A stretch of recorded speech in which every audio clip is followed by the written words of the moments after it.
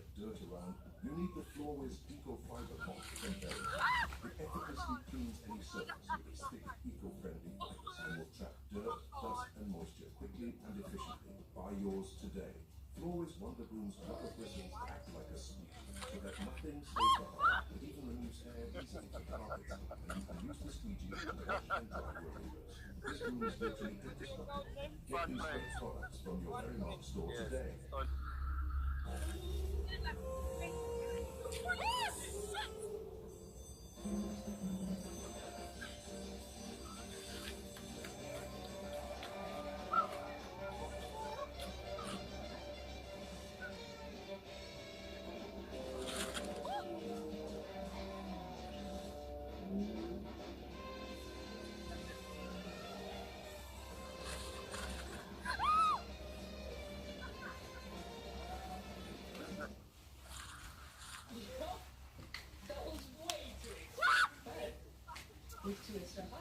You know, it's a very passport. No,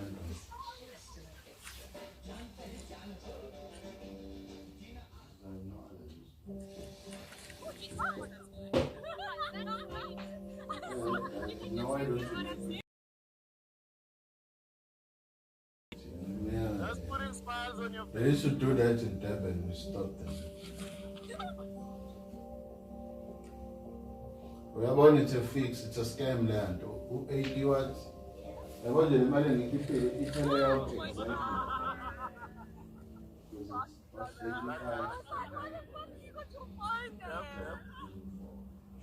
Choose now. Still expensive, but at least almost 1 and then temporary plus license.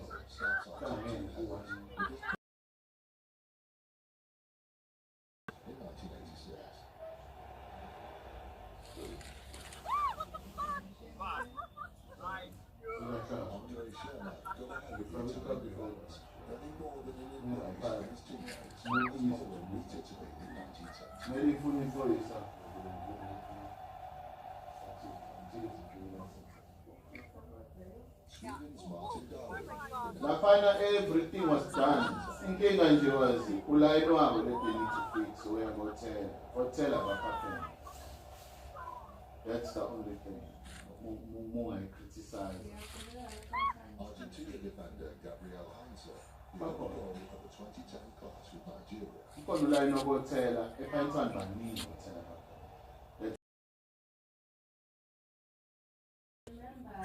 West German striker Jurgen Klinsmann. Uhlale ehlalweni nje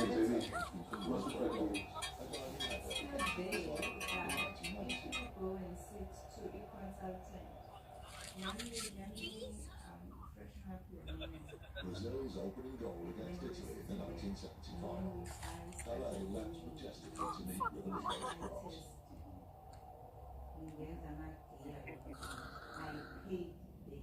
Ooh, is it? Fighting back from 2 goals down, Uwe's remarkable header sent this 1970 quarter-final into extra time. Look at my bench, our 10 and just exist.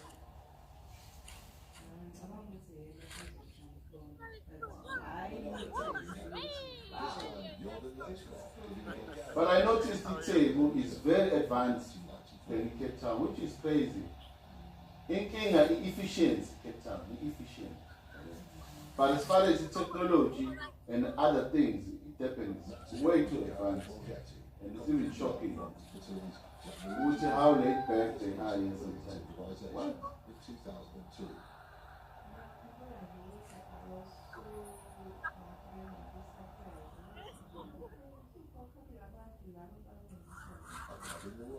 Netherlands Robin van Persie over Spain's Iker Casillas. Cape Town. What's the difference in the case of N and 10? Everything is not centralized to a metropolitan. To a Nama office, Agma cities are different. So Abanmakona, like eThekwini, everybody nase lokuza nase Pinetown. Amalokishi amangaki awu 15 20 So that's the problem with you. They could make another one, Ezo. Except those people. It's more like they actually wanted to do these places in every suburb, but they sort of made the other. It's decentralized. The power is decentralized. And that's how you run it, government. You must decentralize it. Otherwise, it causes congestion.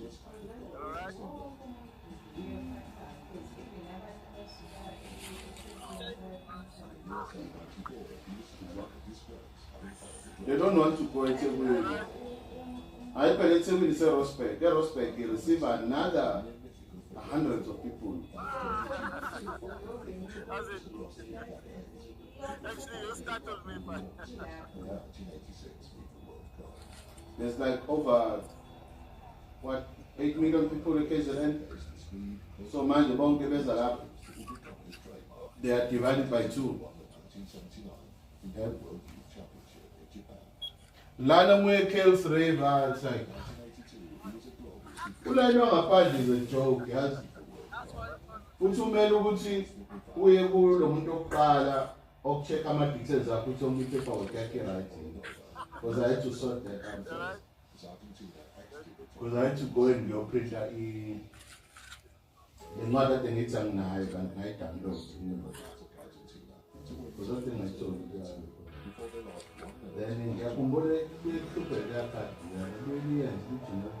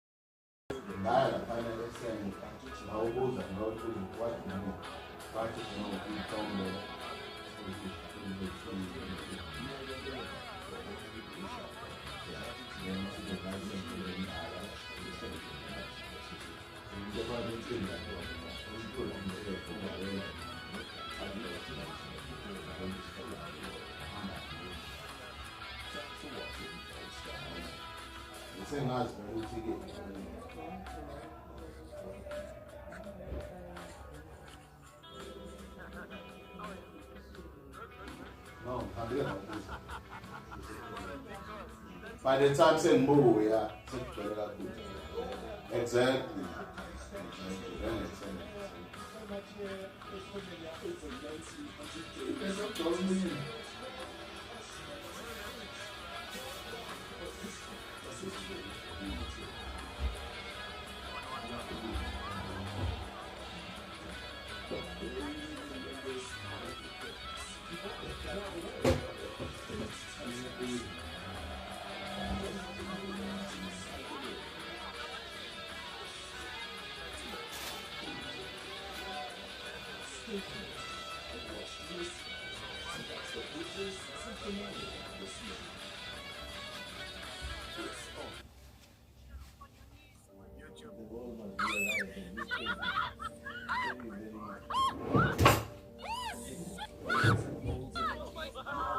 My lips are crying. Move on, look on, move on.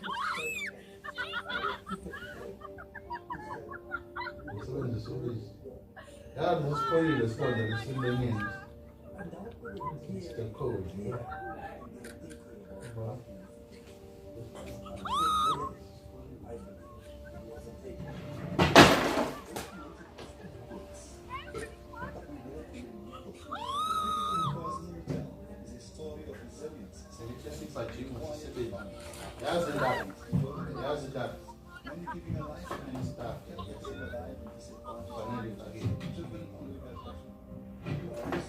All this.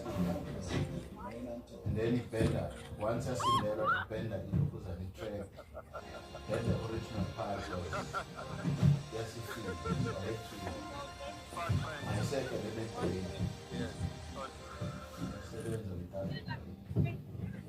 Some of them virus and stuff like that. Because the borders in what don't get it. The parrots, they are too heavy. Some of the pints are not a penny. Same thing. Some be rice and pork. And then cold. Like I said, but I had to change it. But they lost on penalties to Argentina in the semi-final. Tell them they didn't know.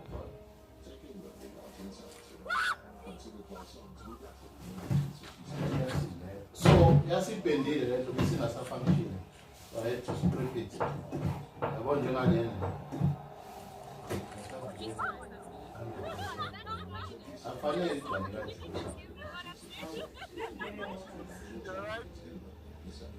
Just put a smile on your face. It's to follow my document, you know.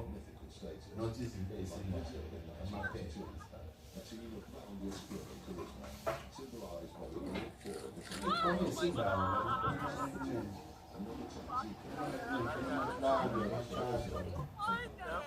and Lando Marias in there, I take over and run very physical.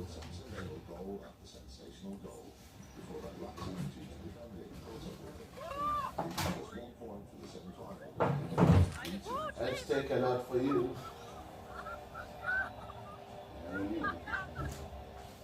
What does we fix in the bridge?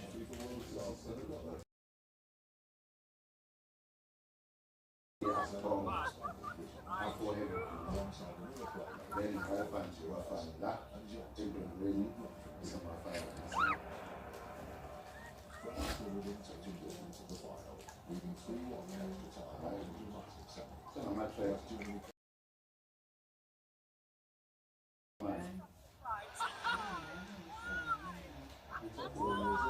stylish holding midfielder Luis Fernandez joined that midfield to form the much-vaunted magic triangle. France reached the semi-final again, to lose once more to West Germany, this time 2-0. Hey, Puma, when I love man.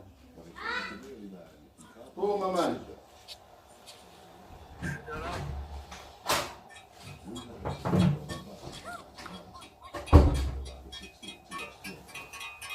Wash your hands, please.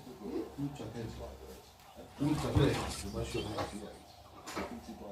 You know I need that. You hear boy. Or not like boy.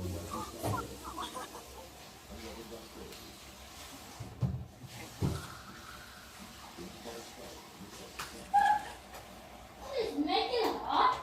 Yeah. Put soap. Kings of Style from 1974. Masterminded by coach Rinus Michel, their game was totally football. The brilliant Johan Cruyff You wash your hands. his teammates into half positions at So will.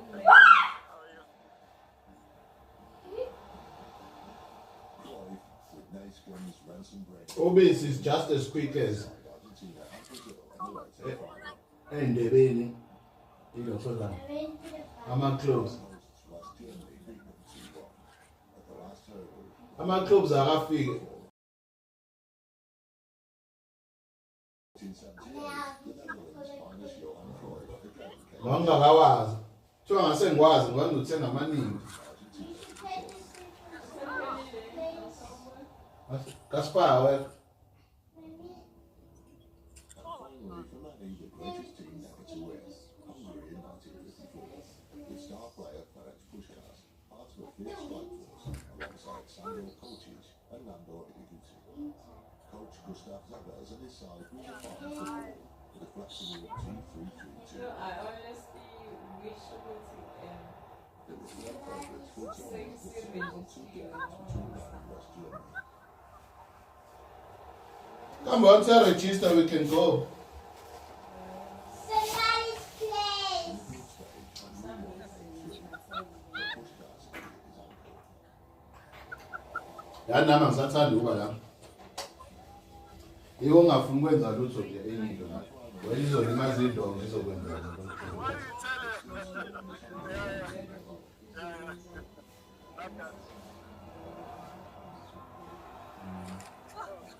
Let's go back to Celeste, please, Baba. And this thing is squishy.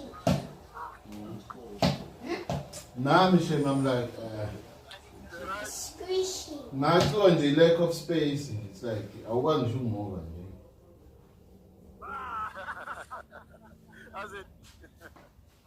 It's all that is figure and that disappears. And the England Gaga abafalanga enough from a cupboard, which is annoying. I don't know what they intended to do with it. Nigeria's Vincent Anyama pulled off Baba, look. to restrict Argentina to Le ngane yayinama cupboard Baba, can you ukuthi shower yakhona yayinesipele. Yayinama cupboard.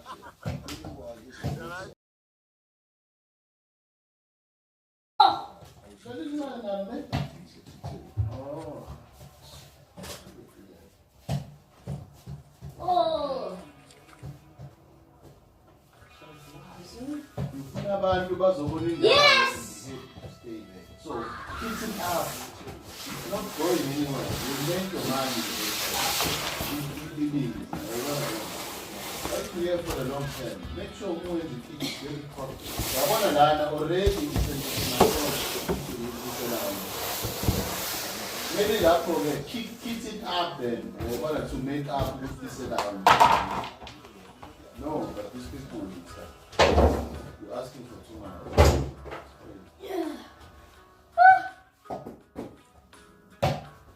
Baba. So you need about it.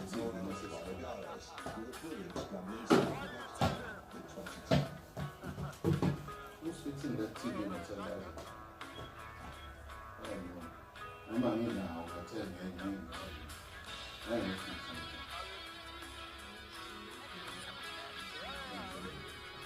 Baba. You know, tell you that I'm not fixing it. Then I told that, hey, man, in the 10.5.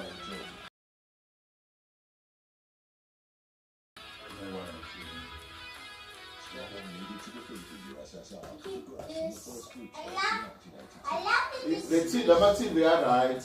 Just make sure we did your permanent place. They're not good for you. Moving around. But they are a good idea.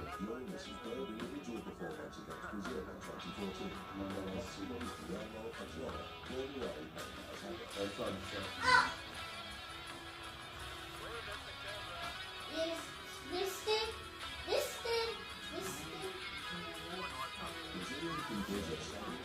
That TV was part of the idea.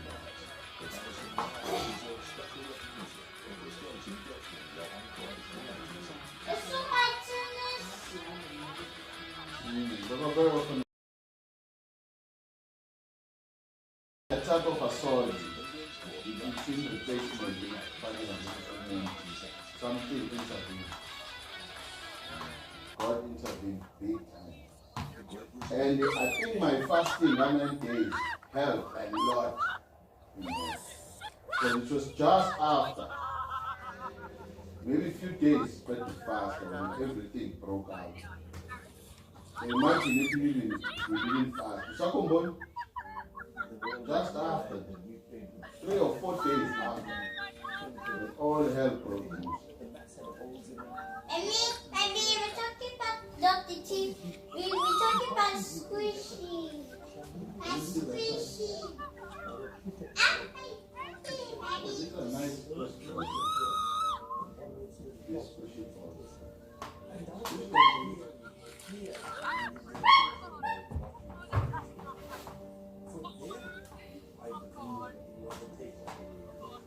Negotiated as equals, but we weren't really equal. Cricket in KwaZulu-Natal is a story of resilience, sacrifice, and quiet defiance. For decades, devoted administrators, many giving a lifetime, kept the game alive in this empowered community, driven under pressure. For every storyteller, one contest remain on top.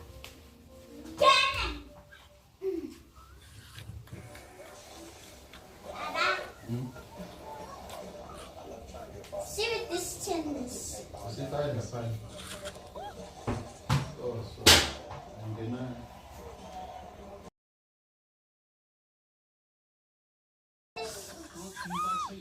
It's squishy. I mean, that is squishy. They're all squishy balls. And then squish ball on the tints.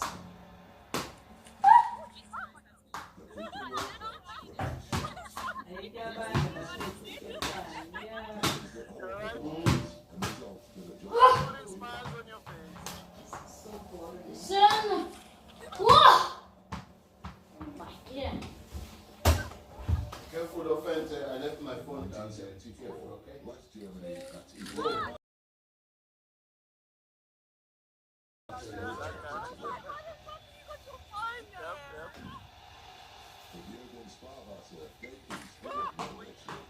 Whoa!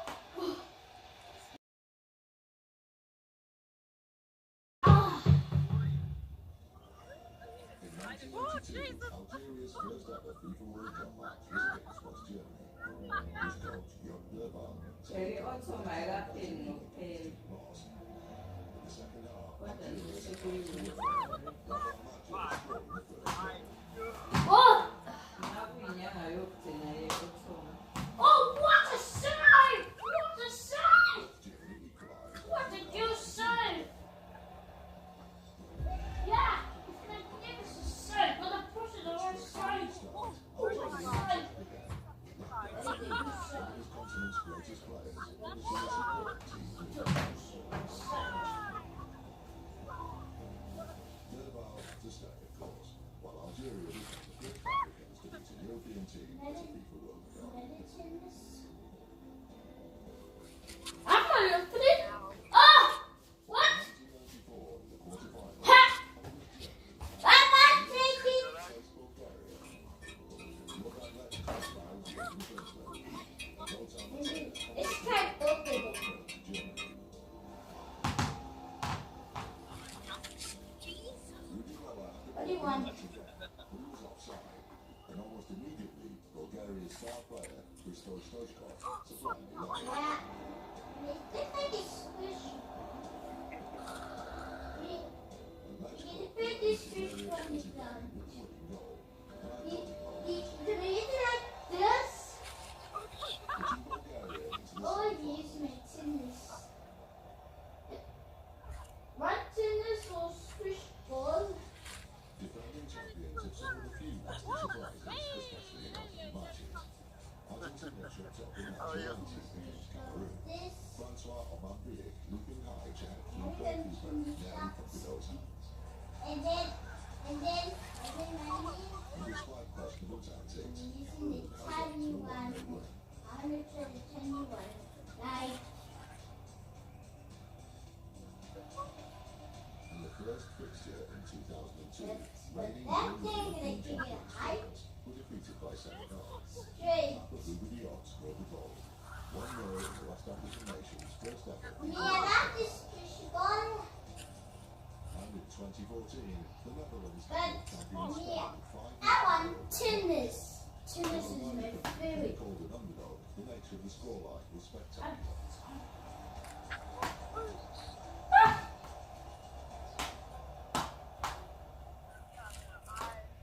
Example at MITV, Me, you put that is I'm going with Baba. double winners Italy played Korea PPR. Hello, man. The Italians lost midfielder Hello. Overlay to a knee injury. In the days of no substitutes, that meant 10 Dad. minutes of the game. Dad. For advantage. Dad. Grew it, writing his name until Dad. they won 1-0. Yeah. FIFA World Cup debut in Brazil in 1950. You're the third in there. At my knee. They faced the USA. With talents like Stan They go Washington, there, my knees room. their part-time oppositions, How about you? shot deflected in by Joe Goshen. And England couldn't find a way past US goalkeeper Frank Kennedy. For the Not this. Ha. it was the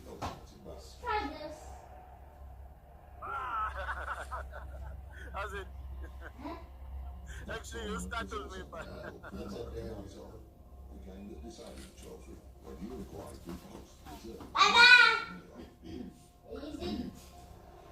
64 years later, Brazil, again the hosts, faced Germany in the semi-final, aiming to banish that memory of 1950 once and for all. But short of their best players, You want a sushi? became second to none. There's another one. Papa.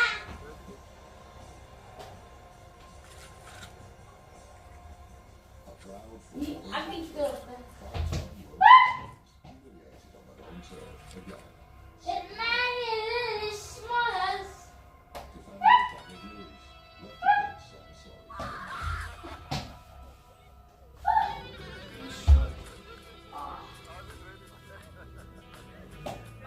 It is. Come on.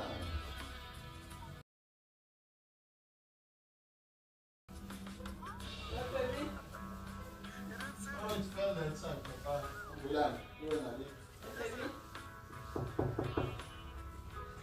Fancy, you and Ali. Papa, baby's calling you. Now, face up, face. It's it. The gym. Babies. And some board. We can look at others. The ideas are like the ill-equipped. The ill-equipped. Everything's a lot.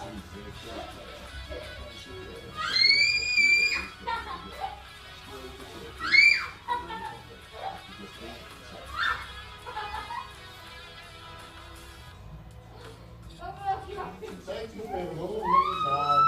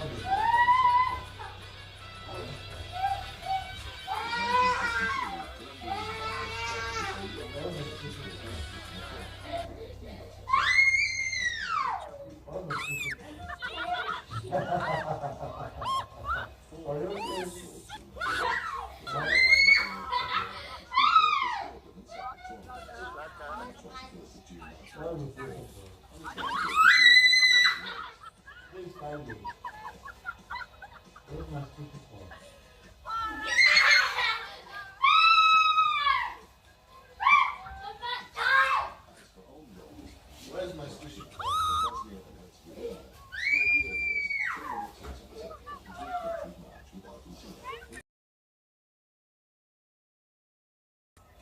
Tony Grant is the only player to score for both teams in one match. First for Italy, and then for his own side, the Netherlands, in 1978.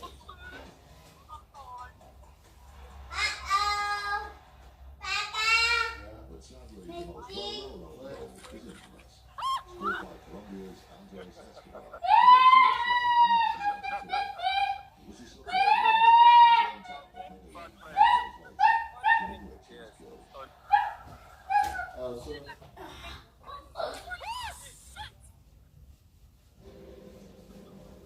Whoa.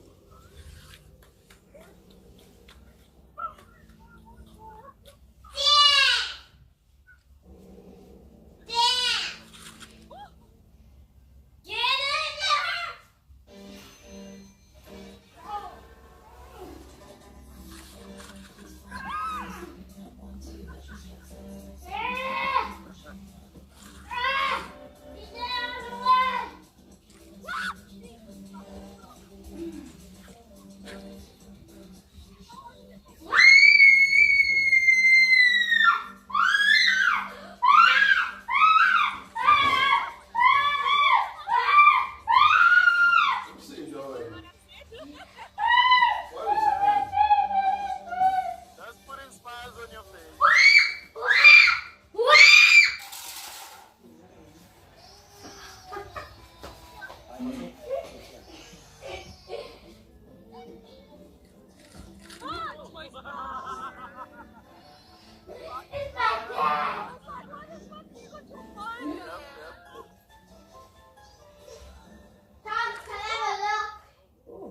Kia Seltos SUV from only 359,995. Mops that spread dirt around, you need the Floorways Eco-Fiber Mop from Verimark.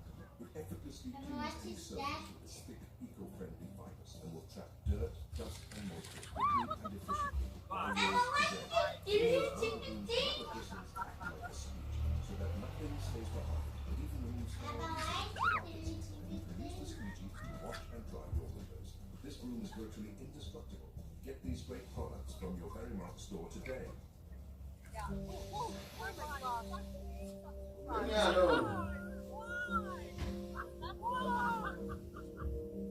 Oh yeah, let me use that one. Play pen. Yeah, I'm going to play. Play. And it's showtime! The panic! Whoa!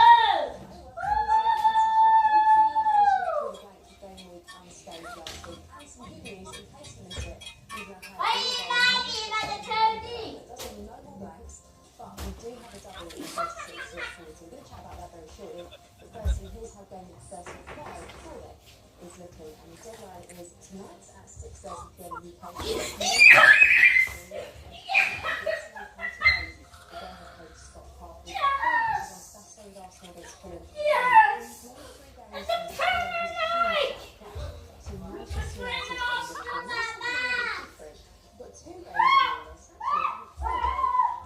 UK. Chelsea versus Nottingham Forest in the afternoon, and Everton against Manchester City. Arsenal.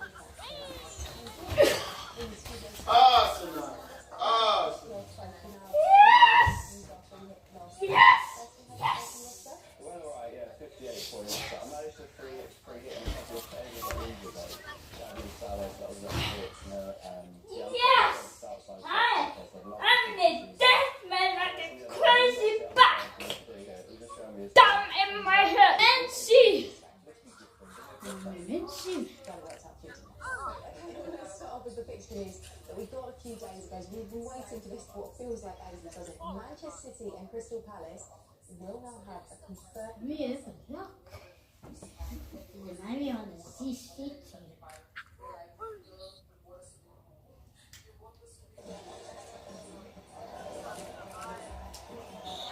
No, they mentioned with that.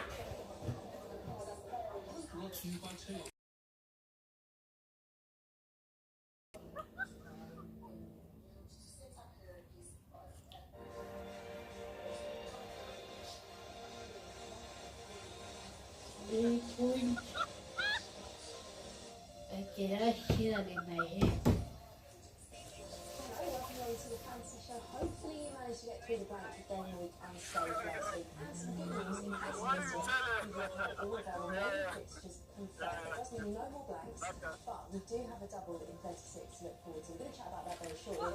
But firstly, here's how game week 35 before then is looking. And the deadline is tonight at 6:30 p.m. UK time. That's 90 minutes for Leeds host Birmingham. Yesterday out of Wales with their head coach Scott Parker. We've got 4 matches on Saturday with Arsenal against Fulham in the evening. 3 games on Sunday. He's a huge clash. Chelsea against Forest. 2 games on Monday. It's actually a bank holiday here in the UK. Chelsea versus Nottingham Forest in the afternoon, and Everton against Manchester City is later. Manchester United! United! United! A parent! Look at the stuck in my parent! A ball of sport! What a body that like a strong ball! Yeah, I'm a couple points outside top 10. Thank you very much! Yes! He just showed me his thing. What did you get? I got 70. I was mistaken with taking the paradic. And then last week. Can I take more pen? Can I take more? I'm sure this is not going to be as well because Love you. is the midfielder of choice for Manchester. In here, the Manchester City. Oh, All prisoners. I I take you to church. Squash little fly. Over 400,000 people have already bought in Sheffield this week. I think you might be some people's ears contemplating doing the side. Yes! Yes! Yes! I think it's worth a try because we don't have many things to do now. There's 4 game weeks left, and the double game week could be that one opportunity to go different. Semenyo will be the higher own pick as well, so that you can get what you could perceive as the double. City, and we win that. Everton, of course, is the Yeah, I don't think it's a pressing move this week, but yeah, certainly in the double game week. I mean, the most common trick block is O'Reilly, midfield, and Hart, but given that Man City are facing the goal difference for the title, I think there's also scope to go triple attack, particularly if you're looking to wildcard this week or free hit next. That's something I think's been overlooked. So you were suggesting Haaland, Cherky and Semenyo? Yeah, definitely. Again, like right point of the season, like if you're looking at mini moves, they're looking at their rank and looking for a way up, and that could be the way to differentiate from that and just back City to score 5 load of goals. It's a bit tough, doesn't it? It does feel like at the moment O'Reilly, Nico O'Reilly is someone that everyone is desperate to have as well as part of that City squad. I think so. I mean, Nicolas is in the pack. So, yes, it would be a triple attack in the sense of you'd have 2 midfielders and a forward.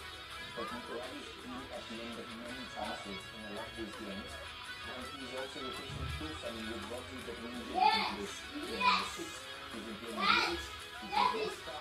So you just think that he's a pick. I mean, for me, alongside Haaland, probably the best 2. And then you pick the pick. Do you know at all about those opening Manchester City for the FA Cup final? So the way the pictures have panned out, it wouldn't be a worry for the double itself because they're both home games and they should be okay. What happens is when they're going to the FA Cup final, and then the Bournemouth away game is the week 37. That's on a Tuesday. So the Bournemouth Wednesday, FA Cup final Tuesday. So they could be celebrating in that Bournemouth game, but then that's such a crucial game that maybe they would. Okay, talking of rotation, it's probably an even bigger concern for Crystal Palace given the fact that they've got European football as well. Of course, they've got the second leg, so we know a little bit more, but it all went very well for them on Thursday night. This is a congested schedule, isn't it? It is super congested, yeah. And again, we're out of a part of the season where we're looking at what teams' motivations are, and it just feels like their priority is the Upper Conference League there. So, yeah, I look at the double game week and I'm not going from like a side, it just feels a little bit risky, so perhaps the defenders are where we should be looking. Yeah, the only thing is, I guess, that the final, if they were to beat Shakhtar next week, is after the end of the season. Yeah. So, I mean, if you really think about this, I mean, they played last night, of course. They've got this Bournemouth game. This, I think, is the weekend where we could see the most rotation until the end of the season. Because in the middle of the 2 European finals.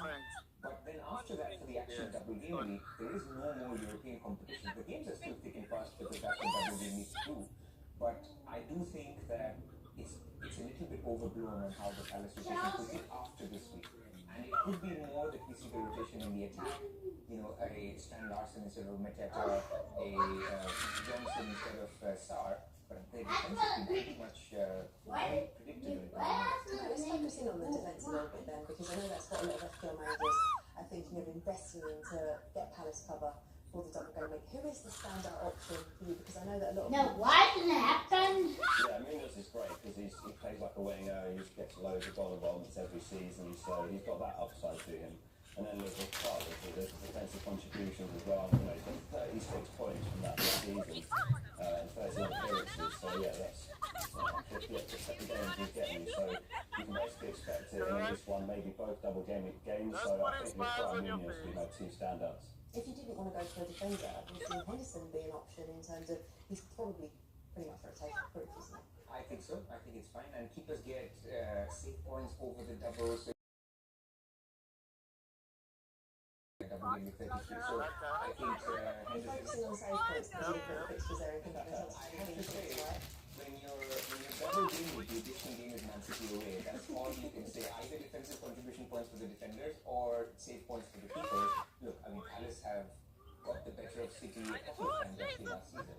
So it's not like... Let's move on now and check out our captaincy poll For the week, we've gone with Dominic Calvert-Lewin at home to Burnley, Thiago at home to West Ham, Bruno Fernandes against Liverpool, Joao Pedro against Nottingham Forest, and Erling Haaland away to Everton. Or you could go other, if you prefer, just scan the QR code in the bottom corner of your screen to cast your vote, and we'll check in on the standings at the end of the show. And as we always do, we leave the poll up until the deadline closes, so you can vote whenever you are watching. Now, though, we're going to turn our attention to the league leaders Arsenal, who have Fulham at home this weekend. First of all, we want to focus on Declan Rice's form. He's the third highest scoring midfielder in the game, but his numbers have dropped off massively.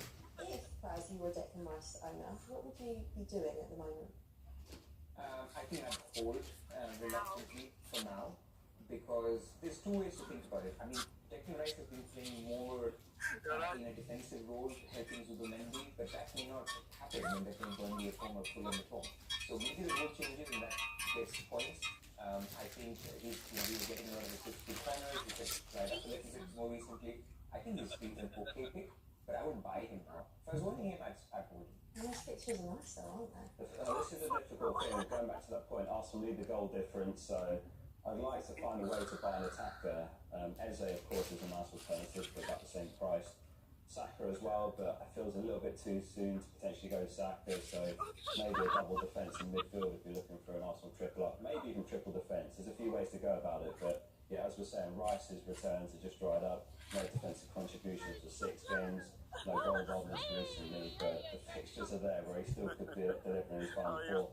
Yeah, no goals, assists, or defensive contribution points in the last 5 matches. Do you agree with Oscar that it's a bit early to go for Bukayo Saka? He's obviously that bit more expensive too, so you want to be assured of his minutes, don't you, really, if you're going to pay that bit more? Do you know, if I was in wildcard, I'd be very tempted to get him. Like, I'm not certain that he starts, but he's at 2 games now, having 30-odd minutes off the bench. So you'd think he's ready for a start, but of course it's a leap of faith. But I think when you think about a player that can get you a double-digit return, you could take, Palmer's not there, there's not many, Salah's not fit, so you could try. What we need him to do, I think, is against Fulham West Ham, kind of warm up and then be ready for Burnley at home then with 37. And what we've just spoken about with Crystal Palace, if they're in the Europa League final, Saka could be a really interesting option in game week 39. Potentially captain him for those. It's a leap of faith, like I said, Saka hasn't had the season we're used to, but he's nearly there, and he's the guy. It's been a lot trickier picking the attackers this season, hasn't it, in terms of like who's been returning, but the Arsenal defence has been as reliable as it has ever been. Would you be tempted to double or treble up? How should we be investing? Absolutely, yeah. I mean, it sounds crazy to go triple defence, but Arsenal's defence has just been so elite, by far the best. So I don't mind it at all to go with triple. It's just a shame Timber's still out, because he's been fantastic, but of course, at the moment, some really sort of limited to Raya, Gabriel, Saliba. If you're looking to triple up there, probably wouldn't risk the fullbacks right now, but yeah, I'd say don't have a problem with it at all. Would they be your Arsenal defensive tripler? Just because we don't have any other option. I think Capier could share minutes with Calafiori, White, Spinny starting until Timber comes back, and then even Mosquera can play there. So this is the reason why I don't think triple up for me today makes sense, because you need to keep that slot open for somebody who emerges. Could be Eze, in the midweek fixture against Atletico, or the guy came off with a slight niggle. You don't know if this just looks so in front of what, so that could be also an option. Okay, well, it's time for us to take a break right now, but here's a quick reminder to get involved in the Fantasy Challenge. It's a really good one this week as well, because all goals are worth a huge 10 points. The link to play is on the bottom of your screen, and we're going to be back with lots more Game Week 35 chat in just a couple of minutes, so don't go anywhere. See you then. That's why the phone was there.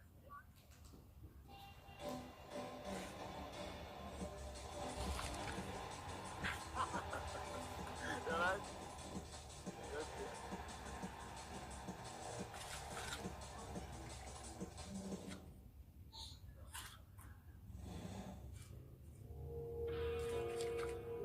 Throughout this, we can decide on each path you still have to go. Can you tell me again, I'm imagining using your imagination. That was the close, because when I was going through it, at this moment, I look at the keeper, I know he's so close, so far, I have to move it. Move the ball Move the ball at the angle. Yeah, but the way you move is quite remarkable, I have to say. It's really, really, really good. Yes, Bruna. That is a very good goal. What a goal! And the way he danced around the goalkeeper there was fantastic. Can I ask about your celebration? This, with the hand that you did? Hold.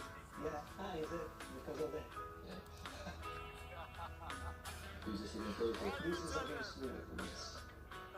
I mean, this was my ability. They went to one. It was my main ability. So the goalkeeper came in. I just knew the goal. He was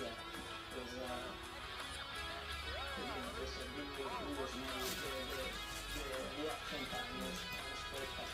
So around one runs, he's better. Well, if I can express and go first, I think that your 1-1 is, I have to say, I'm very impressed. So if I have to vote, then I vote, honestly, I give it to you.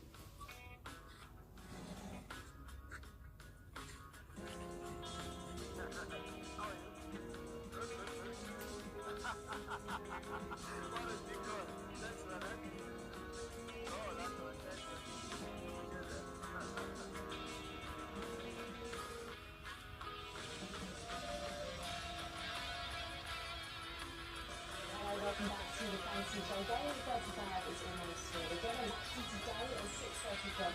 UK time. 90 minutes for Leeds host Derby. We're going to actually have a chat now about Leeds. So let's take Max Paz and to Oscar. And the first thing to say, and this is quite big because Noah Okafor was the most transferred Leeds player this week, is actually now a slight doubt after having a press conference this week. Now this is a bit of a hero, isn't it?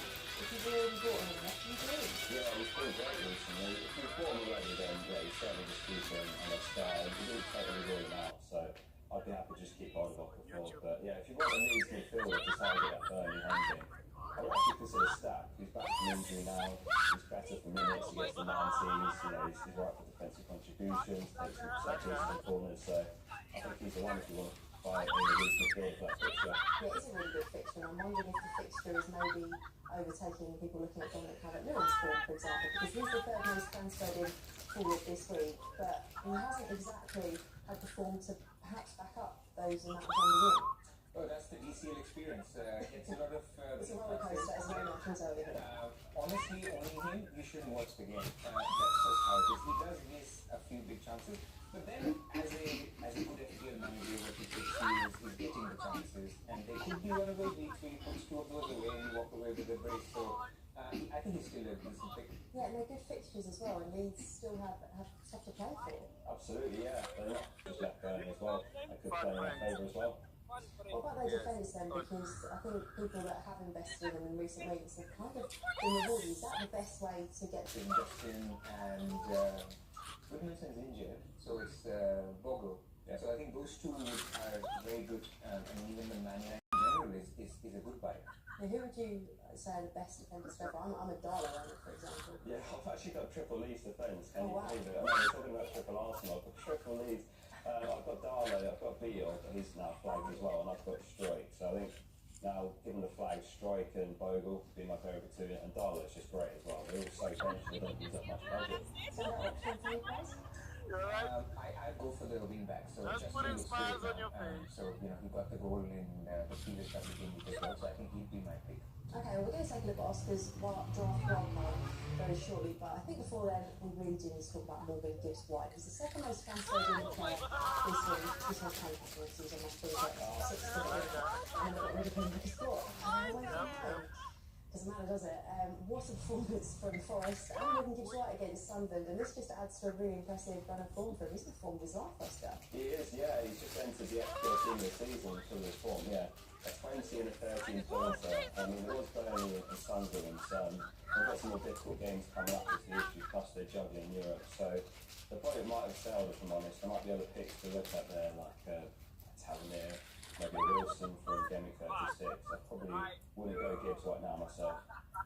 Let's take a look at the fixtures as well, just a way of comparison, because this is, as Oscar said, the main concern if you're looking to go with Morgan Gibbs-White, because yes, they're still fighting to stay in the Premier League, but they could win a European trophy as well. Yeah, it's the distraction of it, but then they're not safe, like you say. So these are not. And you know, depending on what happens against the Villa, the second leg of their semi-final, they could have. So it's not ideal, but I think with Gibbs-White, what has really changed is since Chris Wood has come back, they're playing this 4-4-2, and so since he's moved to the left, I think he gets more space, and it's worked out for him. He's getting the sixth thing. So I agree with Oscar that I won't pick him maybe now, but if you're a form person, then he's right in form.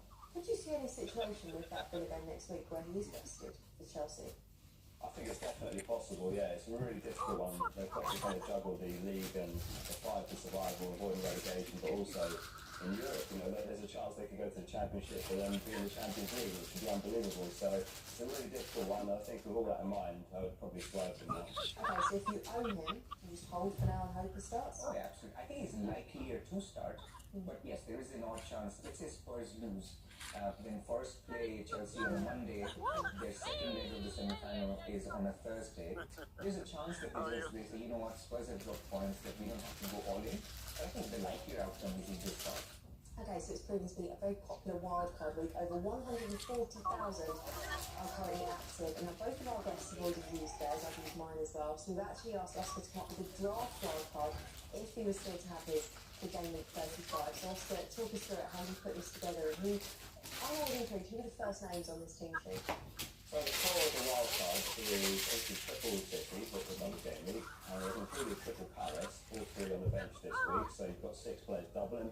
In game 36, I've also included triple Arsenal. I just think the fixtures are so good, they're playing for the title, so that's the core of the team. And then I've sprinkled in a few other reliable picks this season, like Thiago, Bowen.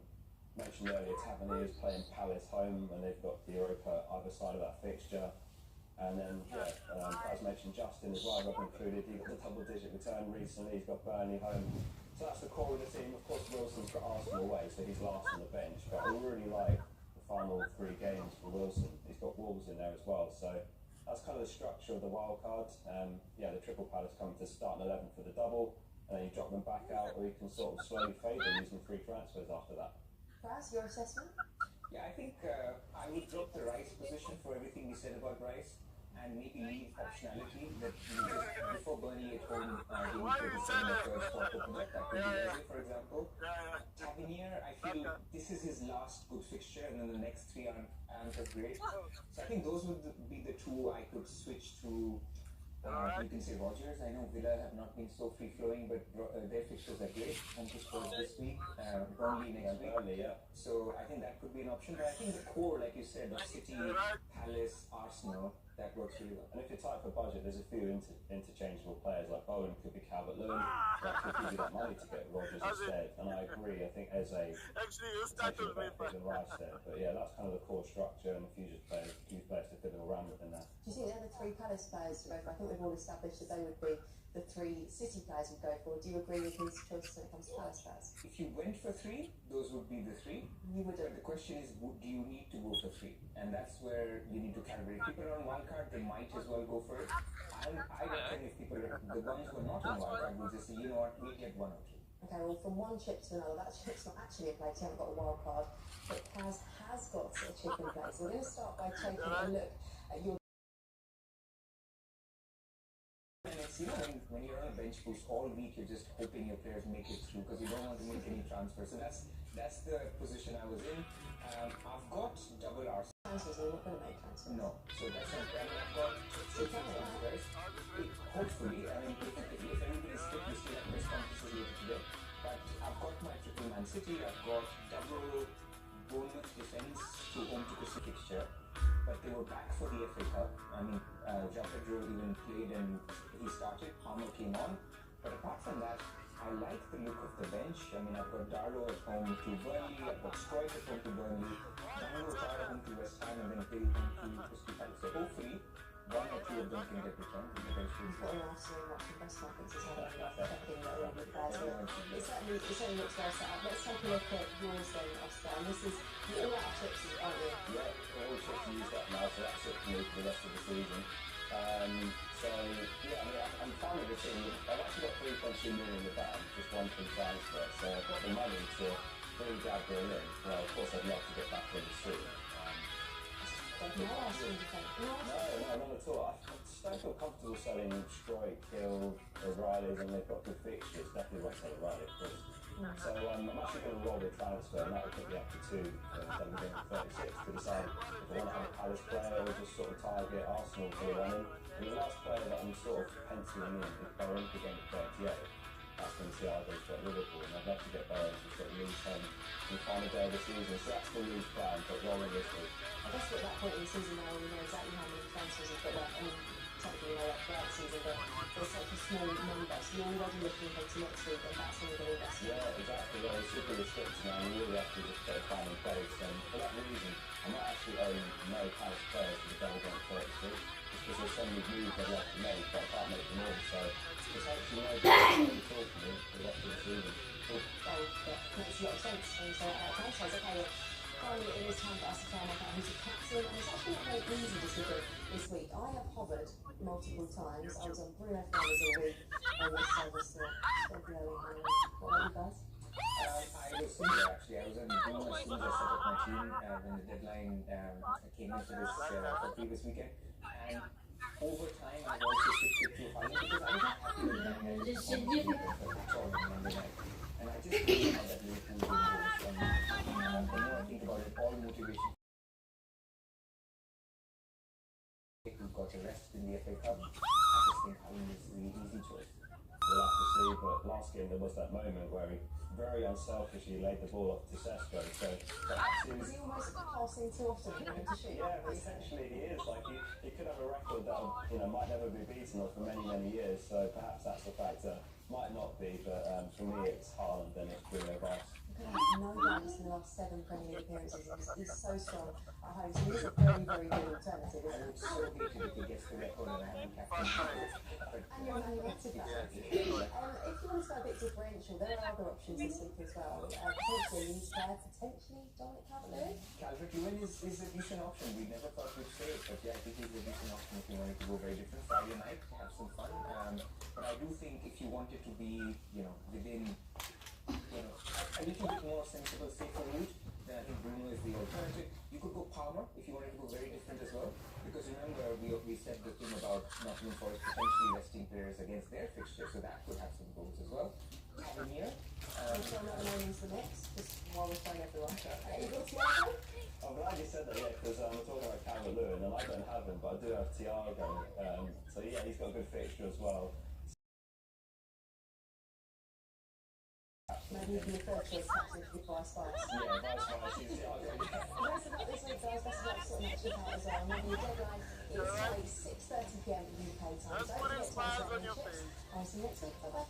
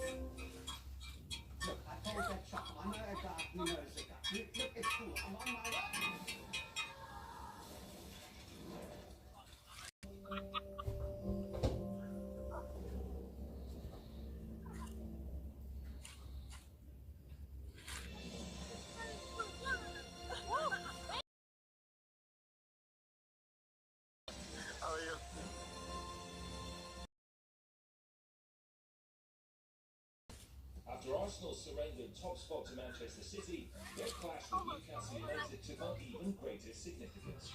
We take you closer to the action with Premier League Raw. Then see the game from a whole new angle with RefCam at the Merseyside derby. And a welcome to the weekend, we put Bruno Fernandes' tennis skills to the test.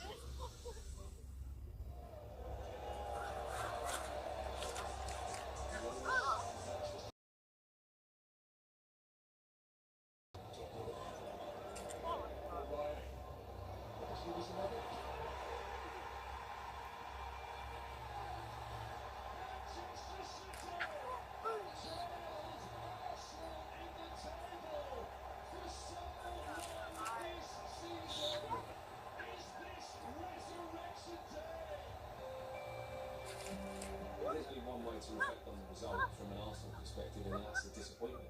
I think the performance is a different matter. They created 2 or 3 really good openings to score, defended pretty well. I thought it was a good team performance. So I think that'll be really disappointing that at the end of that, there isn't that point that they can just take away, having stopped that kind of role that Manchester City have been on. There's no doubt the pressure of building massively. Only a few games left to the end of the season. They've been well in the lead for the past couple of months. So when you then start to get reeled in, that's when it becomes really tricky, and they're going to have to come together as a group. Yeah, I think it's not the right time to give up, because it's now, we have 5 last games, so we have to start now to win and believe more than ever. You might have gone down a specific avenue where this is how we're going to win the title. And that was a decision that he made very early on, because he's so desperate to win that title for Arsenal. So get back to the basics of being really strong and effective in the way that you've been playing. And I think that requires obviously the physicality. That element is certainly noticeable with Arsenal, that the players are feeling that strain, so many matches across all competitions. But the squad's there to rotate, so trusting the players to come in, those areas where you feel needs freshening up, try and recreate that energy and form that they had certainly in the first 60% of the season. Doku, here goes Haaland, alarm bells ringing here for Burnley. It's Erling Haaland, it's beautiful. Manchester City in front, as things stand, Manchester City are moving top, courtesy of another goal from their Norwegian marksman. The tables are completely turned, and now we are level pegging. And I feel it's just going to come down to a big game mentality, the ability for the players to produce performances and manage the matches. You know, the game management in certain situations is going to be crucial for the Newcastle's 17-year wait for a domestic trophy. The fast-moving world of football this season hasn't quite worked out as he would have wished. What manager as well was Nick Shaw in that, where we reached 2 Champions League, we stayed up and everybody down it when there was nothing possible, we won a cup. And people have put together, this is the first time since he's arrived where we are going through a reputation. We're not shying away from that, but it's just players need to take responsibility. I think Eddie Howe has done a really good job since taking over. There's no doubt in that. Maintaining that, as we've seen this season, alongside the Champions League campaign has been really difficult. So of course it hasn't gone to plan, and it hasn't been as good as what they would have hoped. But collectively, that lead position from where the expectation is now from Newcastle, now that's the thing that Eddie Howe will be really focusing on. It's been a difficult period for us. I think we're very determined to try and put that right at all times, to try and win as many games as we can. The next game is always an opportunity to whatever moment we're in to prove yourself all over again, most importantly to ourselves. But we owe it to everybody connected with the club, to ourselves, to know everything we can to try and get a result. I think Newcastle's mentality has to be to really, swing for the fences, have a real confidence at Arsenal. You might as well. The games are running out, you've got nothing to lose. And I think if Newcastle approach this game in that way, then it can either be really problematic for Arsenal, or if Newcastle aren't doing it well enough, it can play right into Arsenal's hands. But that's the risk you take.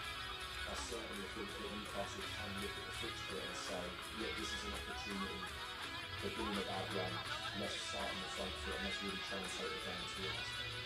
The energy raise, the delivery, second mentality, what we have to do. It's 5 weeks to go, 4 weeks, 2 big competitions to play for, and everything to play for. I mean, somebody would have told us at the beginning of the season, we would have taken it, and we are so excited. We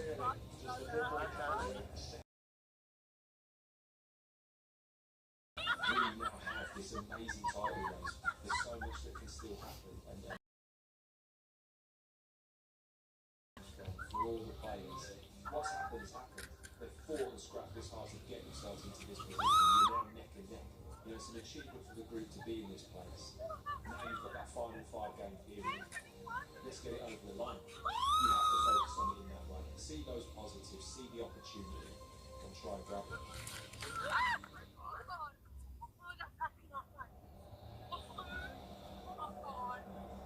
Odegaard offers himself short again. Instead it's to Havertz. Eze, that's a beauty. It's a dream of a goal from Emirates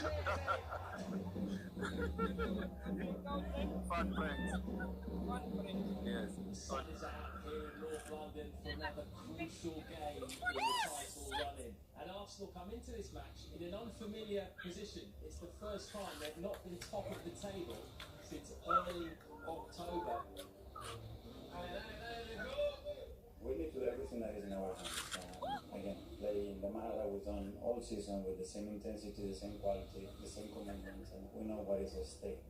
They take on a Newcastle side who are low on confidence as well. They've lost 4 in a row in all competitions.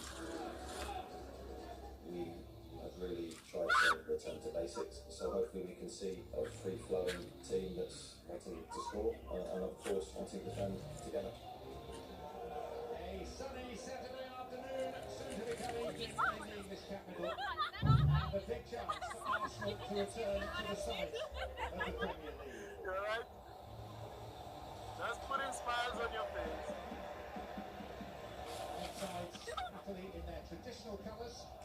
Newcastle in their black and white stripes. So accustomed to Arsenal in their red and white, and it is former Arsenal player onto Will Sula with a chance, and that was a big chance.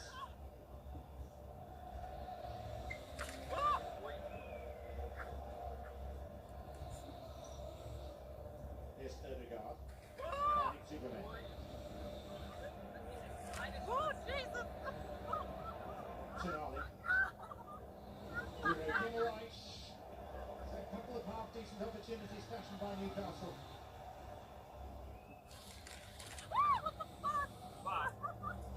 Odegaard offers himself short. Instead it's to Havertz. Eze! That's a beauty. It's a dream of a goal from Emirates Eze. A nerve-settler 9 minutes in. Almost caressed into the far corner to take the lifelong Arsenal fan into double figures for goals in his first season with the club.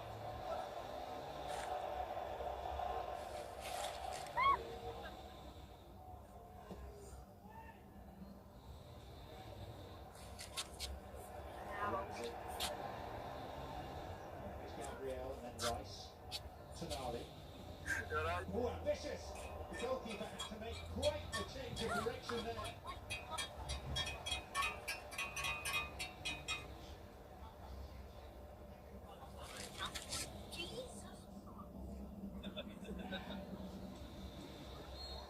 Sound the referee seen enough. Half-time arrives with Emirates Eze's beautifully guided goal in the 9th minute. The tangible difference between these two sides. Half-time at the Emirates is Arsenal 1, Newcastle 0.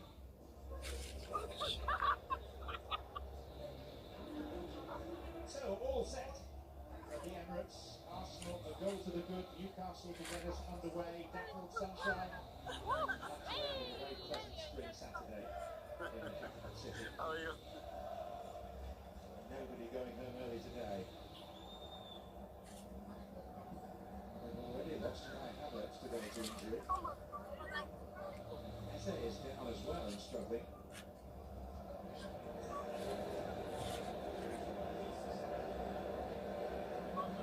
Clearly he's got something. The wise course of action is to replace him, particularly given the depth of the Arsenal squad and the nature of their bench today. Martinelli waiting in the wings to come onto the wing.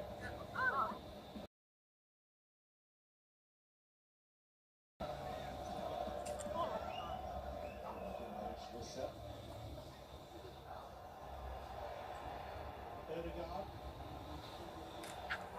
Decided to come out, has missed it, and then drags down a Victor Gyökeres, and the referee takes a breath and reaches for his pocket and produces a yellow card, presumably on the basis it wasn't a clear goal-scoring opportunity.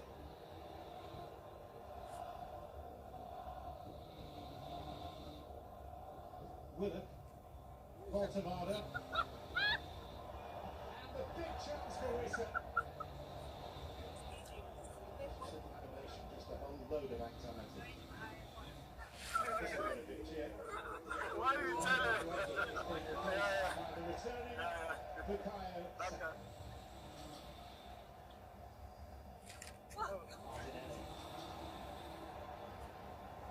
Alright.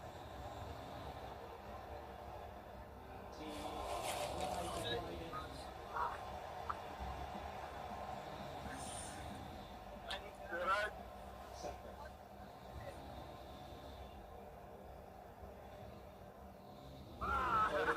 Goes to shoot. How's it? Actually, you startled me, but And it's an all or nothing moment for Newcastle. Arteta asks for more from the crowd, crosses fingers and toes. Arsenal's lead has never looked more fragile. Seconds remaining. Tonali. Arsenal will go. And the reaction is one of relief as much as joy. As Arsenal return to the summit, one more step along the rocky road to what they hope will be a first league title in 22 years.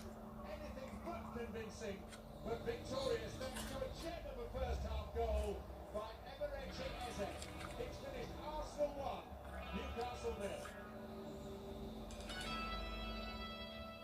Arsenal managed to go back to number one, and we've got Nigel from America to break it all down for us, and we've also got Dominic to give us his thoughts on that result too.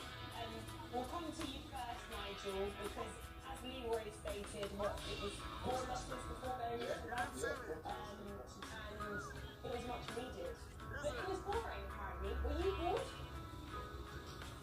Not at all. Not at all. Plus 3 points. The last game for Newcastle. Hey, you could say it's boring, but again, we got the 3 points, and it is what it is. We moved one game at a time, and it's going to be a sticky one at the end. So it is what it is. Nigel, I didn't say it was boring. I mean, he's been saying that it's boring. I said it was tough. It was a tough watch. I did not say it was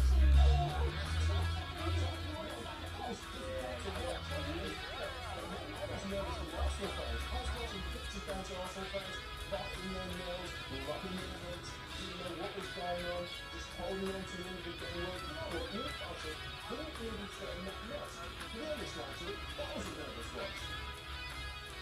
Hey, it was. Sometimes it was, but we had some solid plays.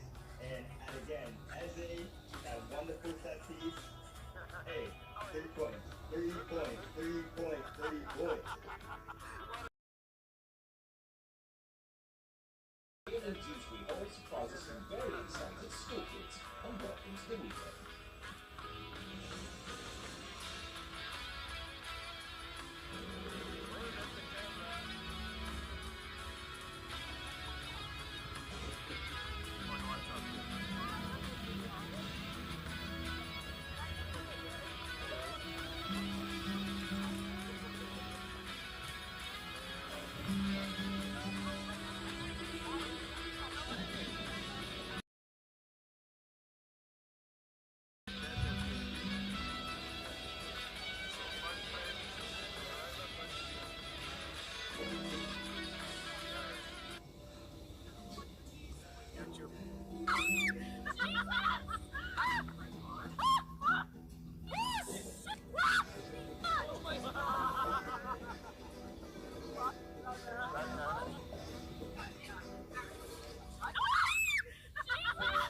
Stretching your clothes with an outdated iron. You need the Genesis Legacy line. Genesis 2600 watts of steam power creates a powerful cushion steam which protects your clothes and removes creases quickly. Now you can iron denim straight through from one side. Cotton napkins right through up to 20 layers. Even delicate materials, but not to burn, scorch or shine. You can also use it vertically. And the ceramic socket is ultra durable, scratch resistant and non-stick. Get your Genesis Legacy iron now from your Kmart store.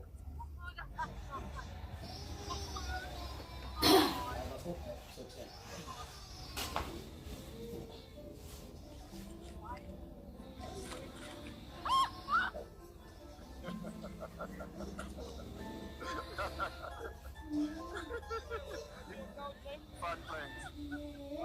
The Kia Seltos SUV from only 359,995. Kia, movement that inspires. Tradition. You guys do good work. Good work. Glad you learned. Scotch whiskey.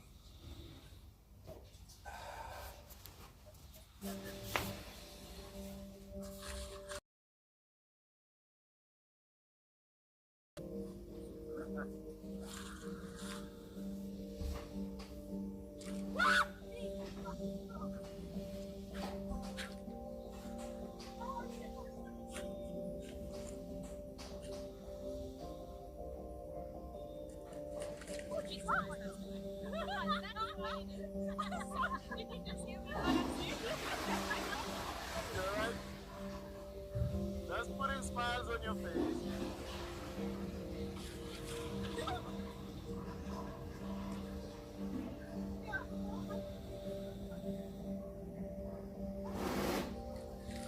Oh my God.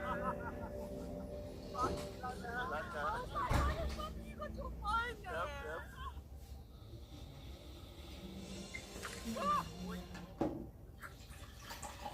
Welcome back to the Catch-Up Show. On Premier League Live, Darren Burns and Danny Wells analyse Bobby Walker's season so far. But first, get closer than ever to the action with Red Cap. Good division, Silver on red. Red. Silver. Play ball. Take that.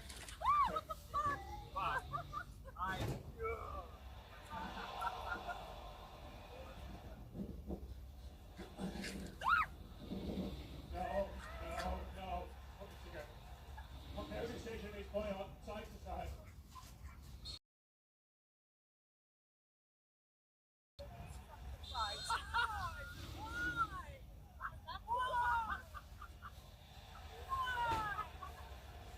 Yellow card next to this set. Go. Relax.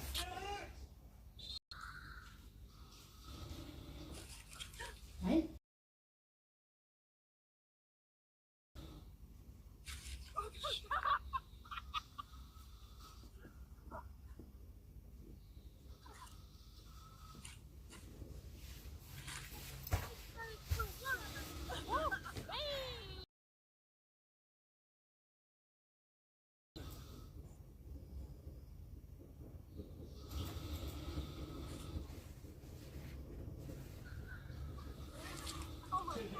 Any contact on the keypad. Now we're coming together.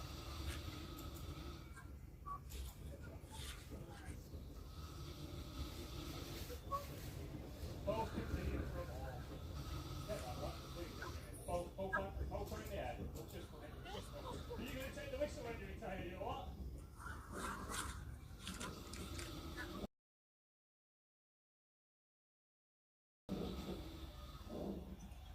Oh my God.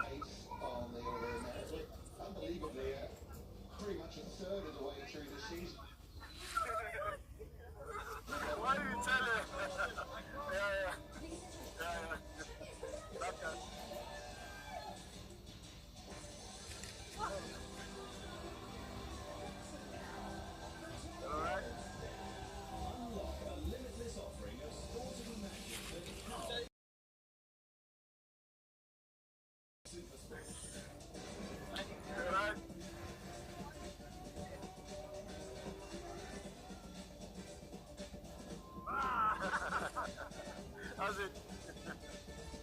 Actually, you startled me, but.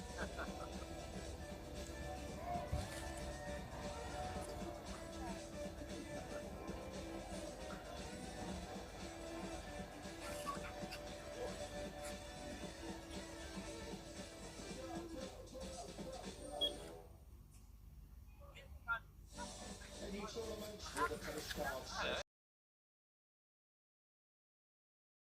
at the MCB Ladies Classic. Maya Latorre, Spaniard with around a 69, matched by Blanca Fernandez, who never hit a driver all day, Sophie. Had it in the bag, but didn't take it out. There's going to be players that do that. There are a couple of holes where you could hit a driver, say the 18th hole. But if you started on the first, Richard, you got hit driver for 4.5 hours, it'd be a great person to stand up and hit that there. So you can understand, and that the bigger hitters have to be disciplined. That their length is not their advantage here. They've got to keep it in play. You didn't see me. Is it?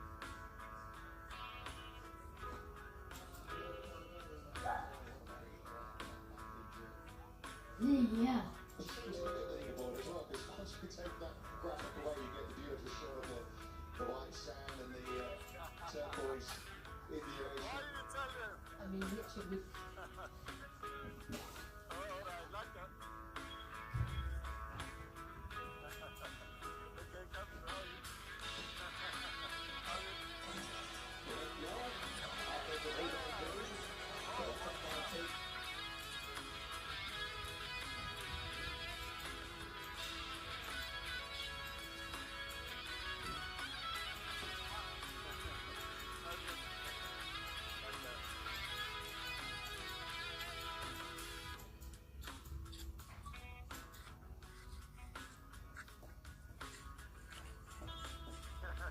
How are you?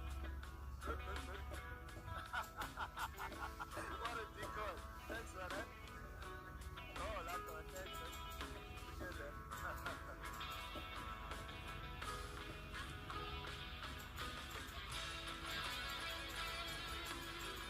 Wave at the camera.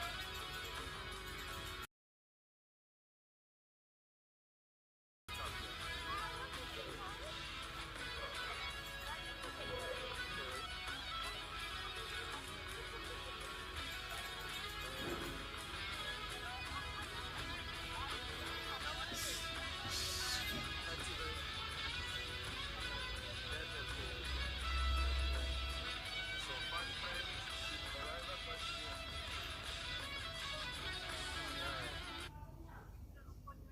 On YouTube.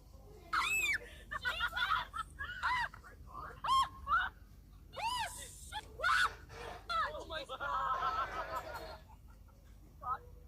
Like that.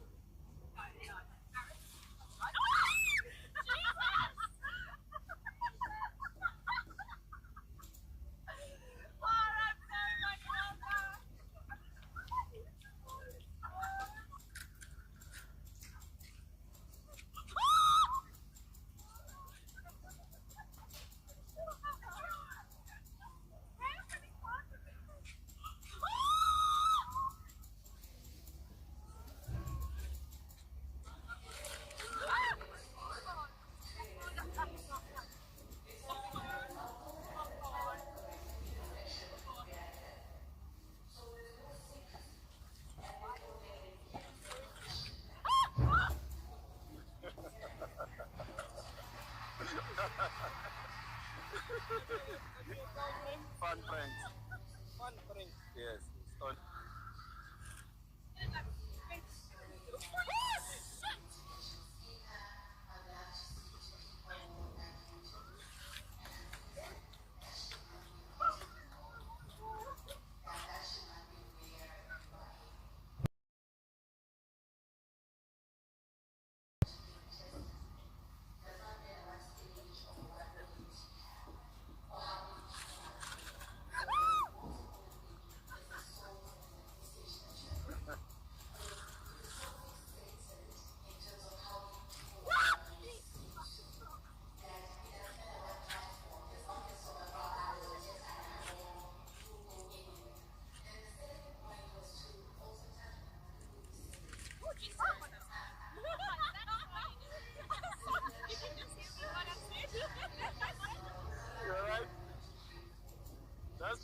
smiles on your face.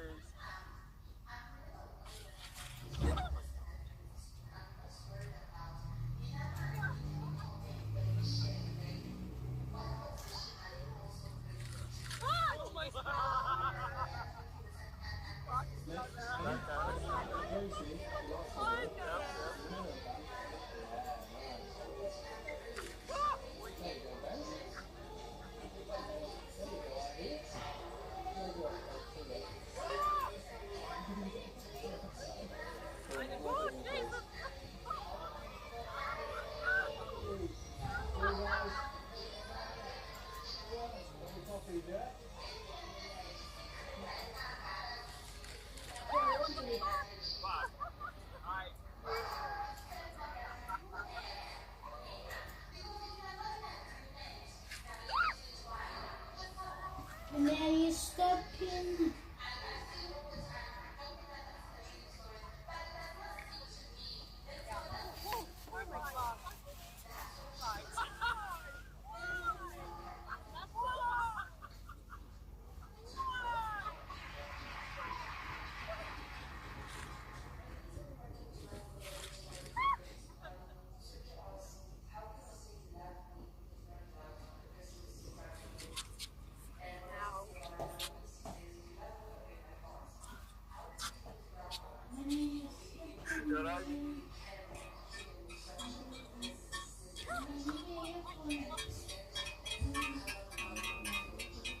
Yes.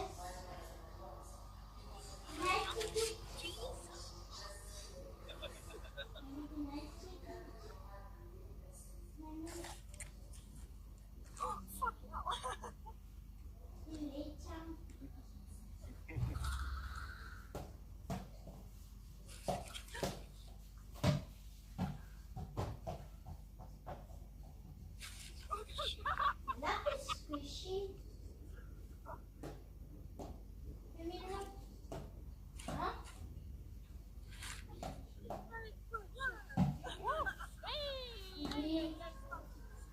Next something. Oh, hello.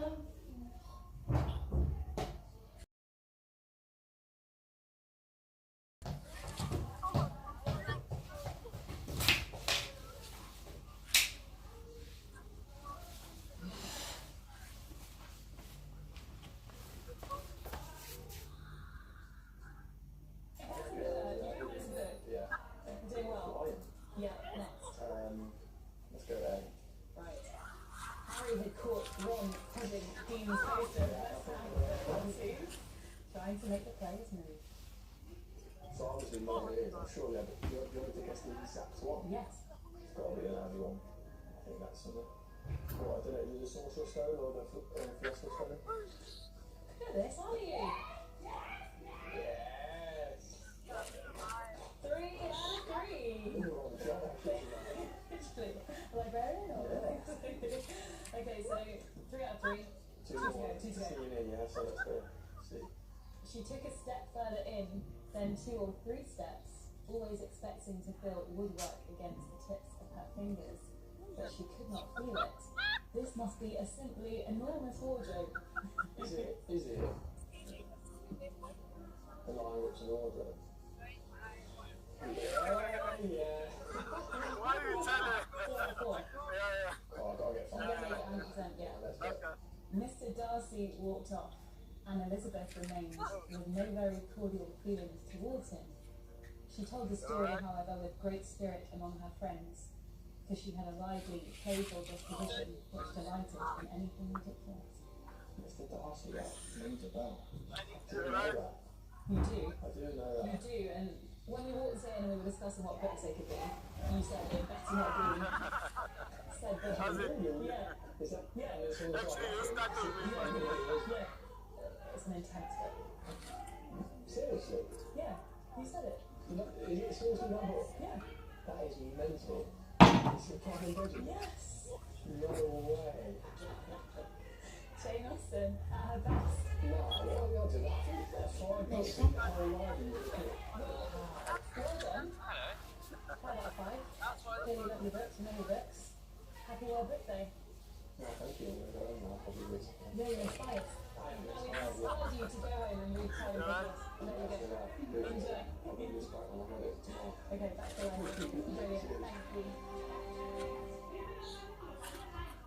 Take a picture for getting all of them right. I'll try to play along as well myself. No, do guys want to what's your favourite book? Children's book I love, Charlie and the Chocolate Factory.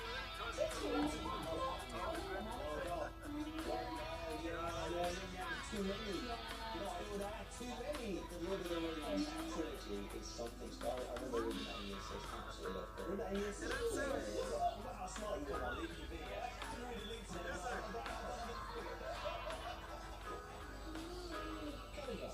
Ever wondered what day-to-day life is like for a Premier League footballer? We go behind the scenes with a Manchester City star.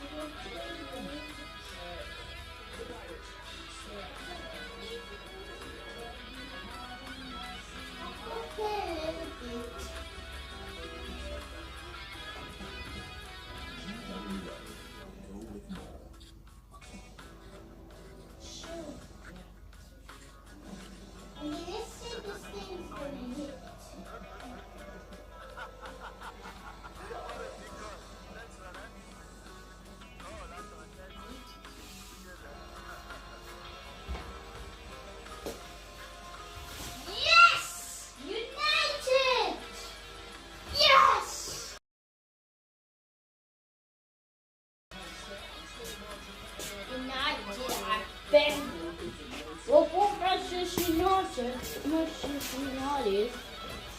It's Liverpool.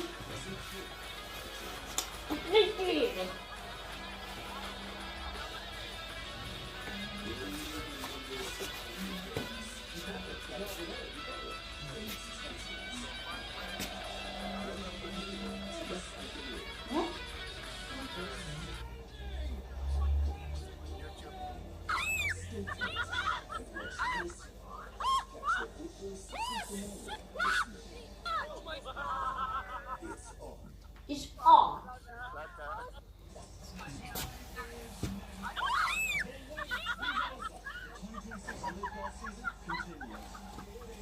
We have to sit a little bit. And then 14 epic global events. Don't miss it. You ready? Let's go!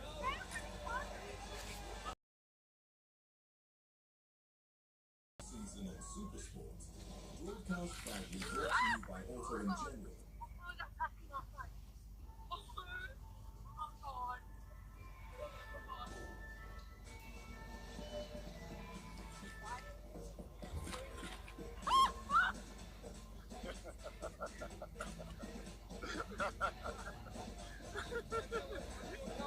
Fun friends. Yes. And now people need the door.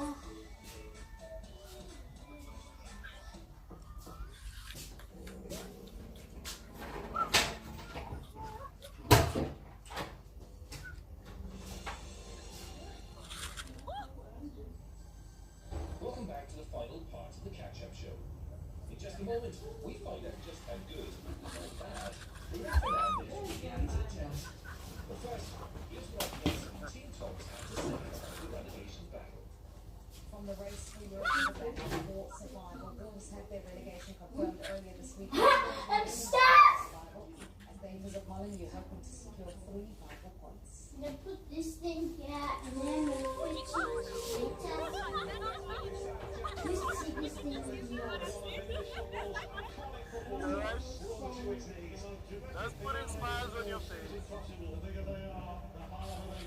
Can you prepare some slides, please? What?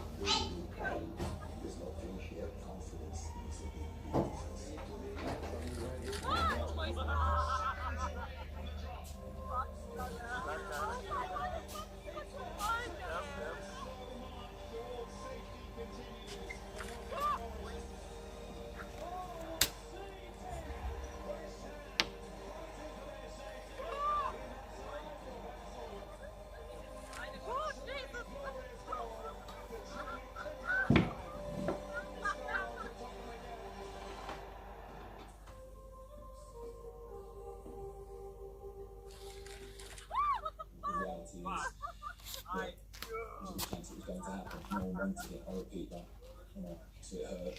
But we have to show now what we're about. We have to react in the right way. And I feel players and the staff have done that this week. Absolutely confirmed that it wasn't easy, and it was ever going to be. But it's about how we respond moving forward now. Yeah, I don't want to put too much pressure, but we have to know the situation. We can't forget the hero, we can't forget the women, we can't forget maybe what we have done. What we have done until now is not enough. Yeah, huge game for Spurs, even bigger given what's happened earlier on this evening, and they probably would have watched that. They would have seen they'll go into this one knowing they need a big response, Clinton. Yeah, they do need a big response. It's a must win. If they don't win that, Spurs I think could get relegated. That's my honest opinion. I made that bold prediction because I just think they're not in no good form. Brighton last week they played well and they thought they were going to hang on. And Junior obviously scores an equaliser, and they were sickening for everyone at Tottenham, and it's involved in Tottenham, and no win in 2026. I keep alluding to that because that is massive, and can't keep saying, oh, we're going to wait for the next game and the next game. The games are out, so this week we've been relegated. This is a massive, massive game. But last week against Brighton, I thought Tottenham, there was big signs for them. Yeah. It's disappointing that Deserve didn't come in earlier. Xavi Simons was instrumental in the way that Tottenham played, and I suppose, as Clinton mentioned there, Stuart, the performance was good. They were a lot more impressive than they've been lately. We thought this worldie was enough to win it for them. Bruto got that late equaliser, key for Deserve to kind of get them to use this performance as a springboard. They're going to have to be quite honest with you. This game tomorrow is almost a must-win game for them, isn't it? They'll look at this one, they'll think, if we can't beat a relegated side, then the writing might well be on the wall for us. I think the performance may be, as silly as it sounds, more important than the result tomorrow as well. He's going to need a performance from his team. Take the result, the result will come with the performance is good, but he needs a reaction from his players. And Tottenham, out of all the teams at the bottom, I look at, and I have done for months, and think, I'm not sure you're as genuine as some of the others at the bottom, and that is alarming if I was a Spurs fan.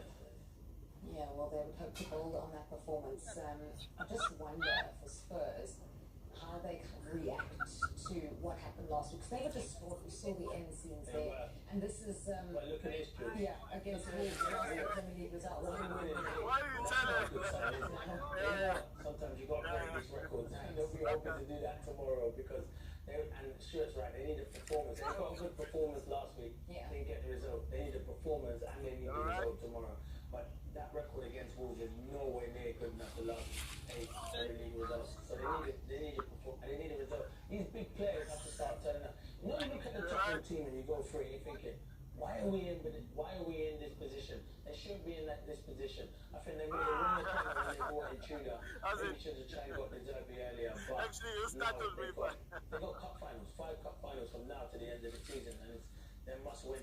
So what you're saying is the Spurs team is very good on paper. Yeah, but anyone can be good on paper, but they have to deliver. There's no guy there. Yeah, football is not played on paper. Yeah. Exactly that. The Brighton performance on the that was the first time maybe that we saw signs of a great performance.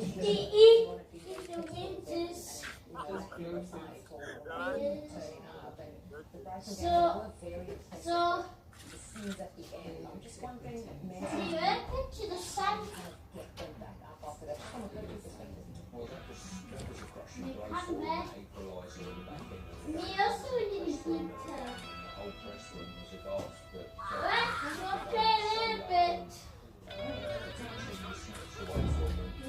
what you've got to do as a manager, you've got to look at the squad and say, right, these players are feeling bad enough themselves in the situation they put the football club in. It's my job to lift them. So every positive you can draw from that. And the positive was you got a point against the Brighton team when they smashed Chelsea a few days later. So that was evident. They could have put 6 past Chelsea. So you've got a point against them. And the performance was much better, the effort levels were much better. So you've got to draw on all the positives. What's to come for Spurs and the teams around them still fighting for survival? Forest, 39 points, that one really was Sunderland. But if you look at their running, it's perhaps the trickiest of the lot. What do you make of the running that Spurs have? It's crazy on paper, it looks like there's no worry about Forest and the Forest have got the points on the board, so even if that running is tricky, the Forest have got some people. So we've been comparing kind of West Ham and Spurs. Yeah, West Ham and Spurs, I think that's where you've got to really be looking at, to be fair. I think Tottenham probably need 9 points out of that if they want to be safe. They need to win 3 football matches. They've not even won 1 this year, so how are they going to win 3? But they've got to keep believing, and West Ham have got a bit of momentum, but West Ham have tough games, they can have a lot to say for the Premier League. I just think Forest's big win this season, just put them, we're going to say Leeds are out of it on 40 points, and Forest are quite close to being out of it. I just want to see what Wolves, whose first do face next up, what kind of energy are they going to have? Because their relegation was confirmed. Do they have tools? What do you expect from them? No, I don't. I expect a good performance from them. And since Wolves has come through the door, their performances have got much better. I've covered Wolves a few times. I was there the night I got that result against Arsenal. It was a hell of a performance by them, and they were worthy of that victory, especially in the second half. But the bottom line is, if you think Wolves are going to go down because they're relegated, I don't think they will. They're building for next year. Rob Edwards has come in with a sort of poison chalice to cover going down, but take charge of it with a viewpoint of building for next year. I think that's exactly what they've done, and I think this is going to be a really tough game. I couldn't call this result, I really couldn't.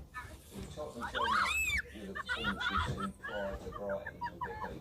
Yeah, luckily for you, there's still some time for the predictions. I will tell you though that last couple of home games for Wolves, they've got that result. So, as you said, it's going to be tough. No, it's time to think about it. Come on in. My alarm goes like 8:30, 8:45. When it comes in our bed, we cuddle a bit with my wife and then yeah, my dog. Living in England, it's something I was always dreaming of. When I was a kid, I was like, okay, one day in the Premier League. There we are. See you. How you guys say it? But not an English person, just a Dutch person. He always makes me coffee in the morning and goes to many of the top 9.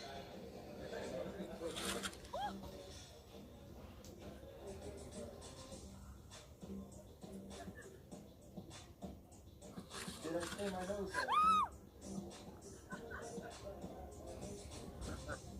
Now he wants to show up.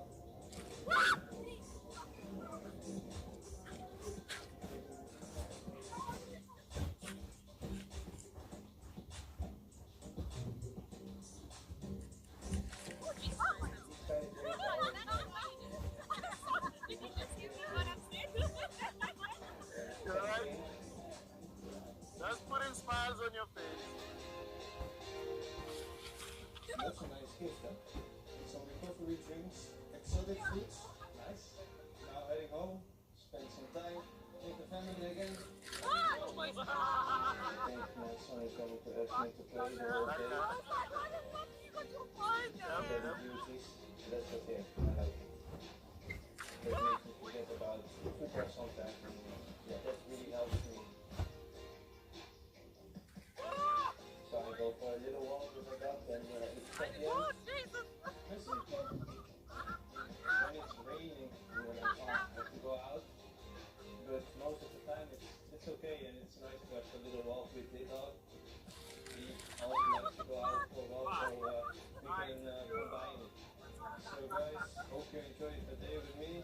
As you see, it's raining, so the walk with the dog was a bit shorter, but I enjoyed it, and I hope you guys enjoyed it as well, and see you guys.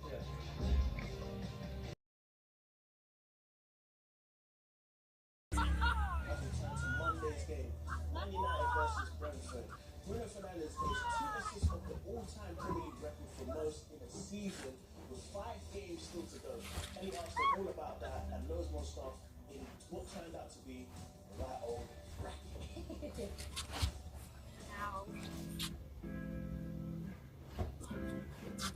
Yeah, welcome to the weekend. Out here in Ireland, not the norm. What's it like to get away with the group? Oh, it was good. Obviously, we've been away very long. Everyone, national teams are the ones training still in Manchester. So it was good to get this time to be together, to try to make the most of it also because we know how important we are the next game first.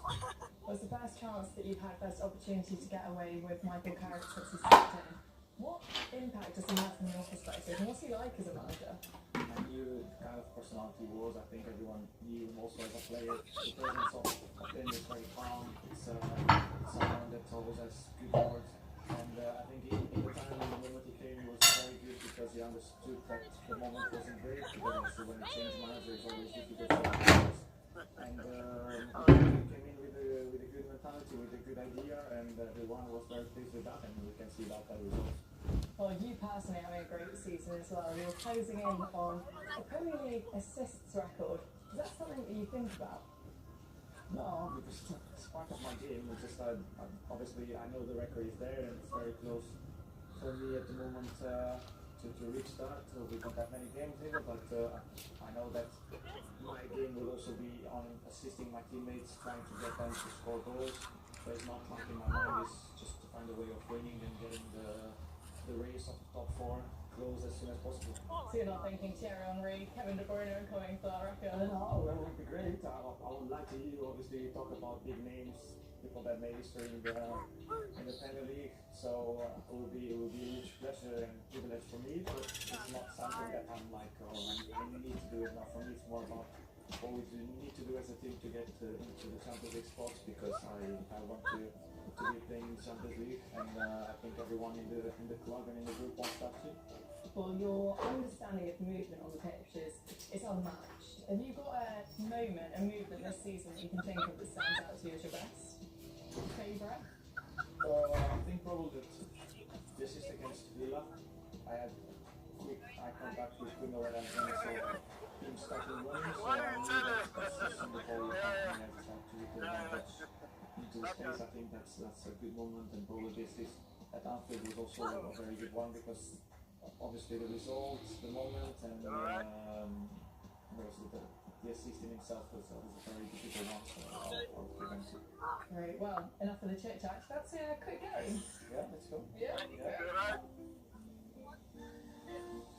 Okay, so gamers, we're going to be playing a little game of word association. So we'll be given a topic, and then we're going to be rallying the ball back and forth to each other. And we've got to give an answer in that topic before the ball gets hit by us.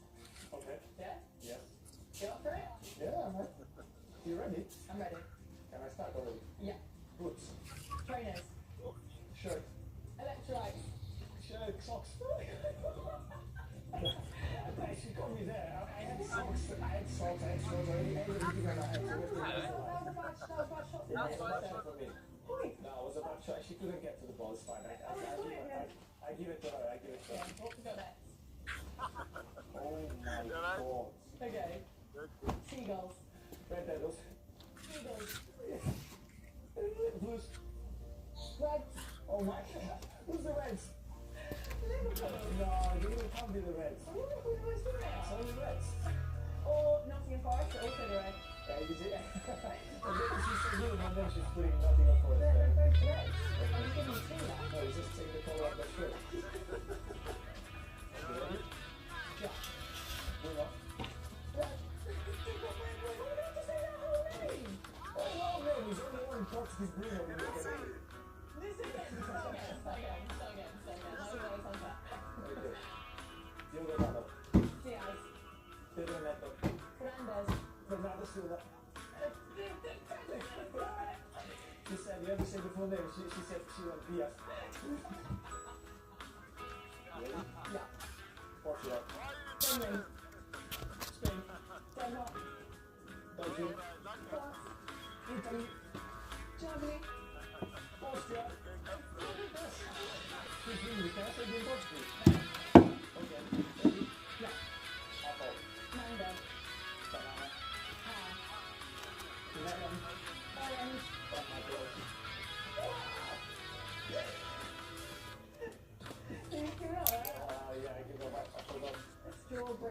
Very, very. Terry. Yeah. I have that one in the bag. Yeah, no, but it's only the ball TV. Oh, great. I think what was that, 3-2 to me? Yeah. The whole play. There's a lot I could say about that, but let's head back to the Cottage, shall we? And speak to Ellie. Two things. First of all, have you ever pretended to attack your life? And the second one, have you ever been countries? The first race was filmed.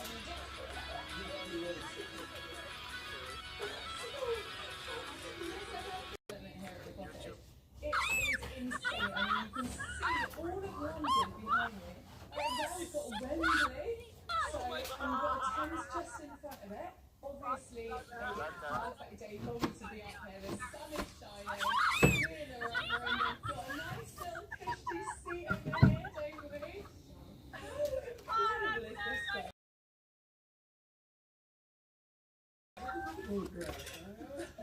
I know, give it another hour, we'll be stuck in it, won't we?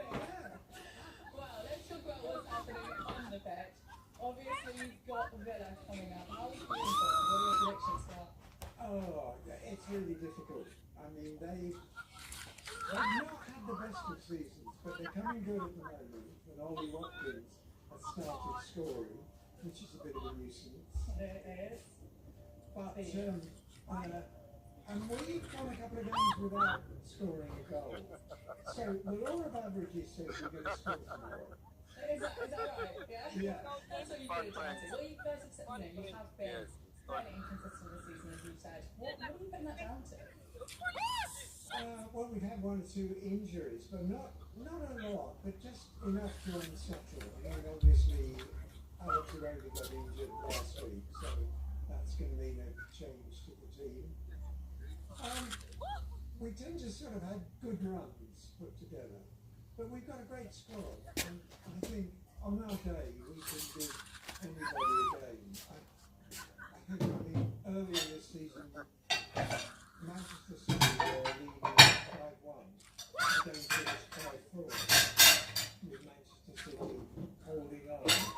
Well, let's hope for the same sort of thing tomorrow without conceding.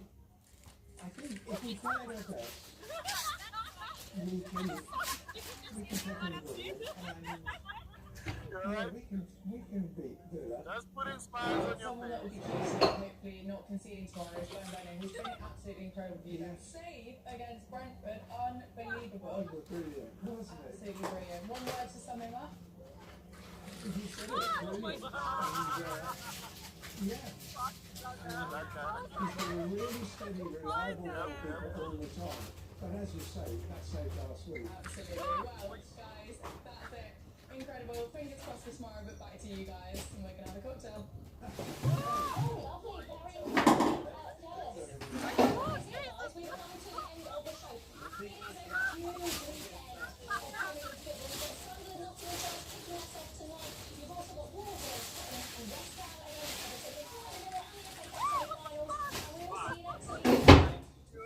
And that's all there is for this edition of the Catch-Up Show. We'll leave you with the best moments for the weekend's action. Refusing the noise, but this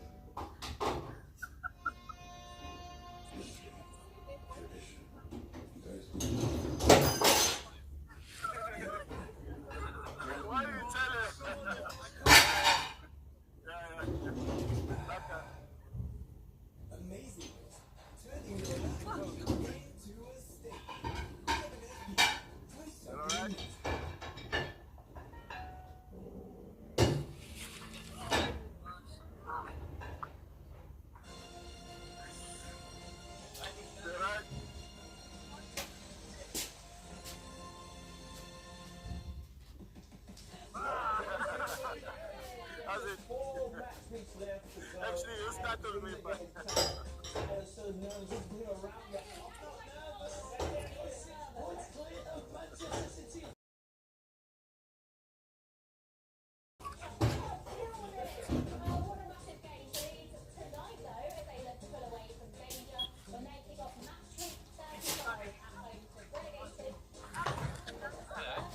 Michael Jackson will take charge of the Pirates. Let's move for a thriller at Everton.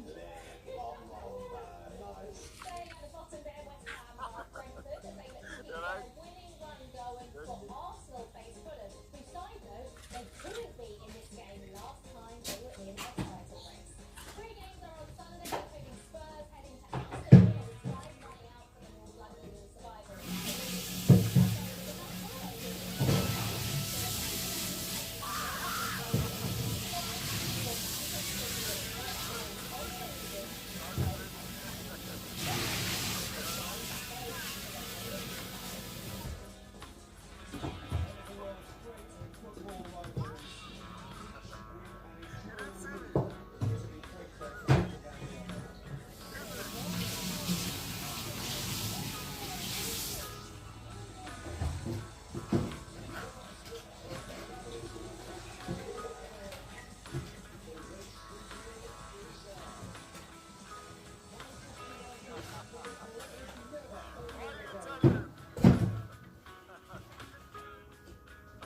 Never in a game, and this is never just a regular show. It's today I'm a character looking ahead to that huge fixture, and I will be taking you behind the scenes of one of our player interviews. And I'm going to attempt to do that just live today to Tony Maguire, who is going to be joining me in just a few minutes' time. But I'm also going to know you. Talk about the family relationship between Curtis Matthias Mano and Manoj Patel and the race Yeah. Yeah, it was. Fanta was unbeatable. Also coming up is Manchester City is back in the title race. Coming in with the tunes.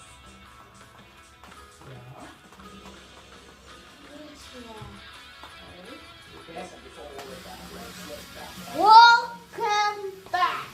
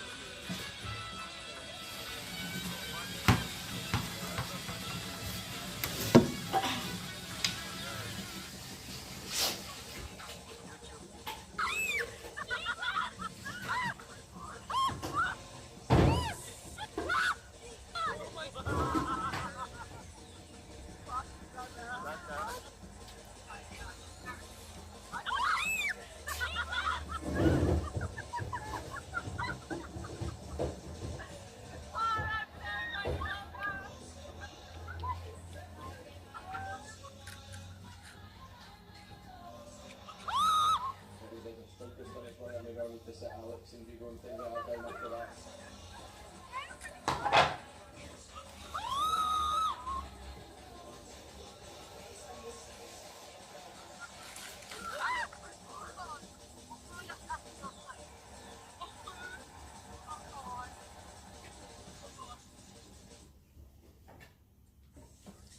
It was another brilliant match week in the Premier League, wasn't it? Let's have a reminder then of match week 34. That was one of the results of the season. Nottingham Forest beating Sunderland 5-0 at the Stadium of Light. Huge wins, huge late wins for both West Ham and Spurs as well. And Arsenal with 3 points clear at the top of the Premier League thanks to Nabera as a worldie. We are though going to start at the bottom of the Premier League. That's where we're going to focus our attention initially because it is so tight. So we've actually cut Leeds and Forest back in there because we sort of said last week that it was over. But with both West Ham and Spurs winning, we never quite know what is going to happen. But for sure, last weekend was so huge, and this is the story of how it all happened. Now it started at the London Stadium, West Ham against Everton, and it was the perfect start really. 51 minutes just after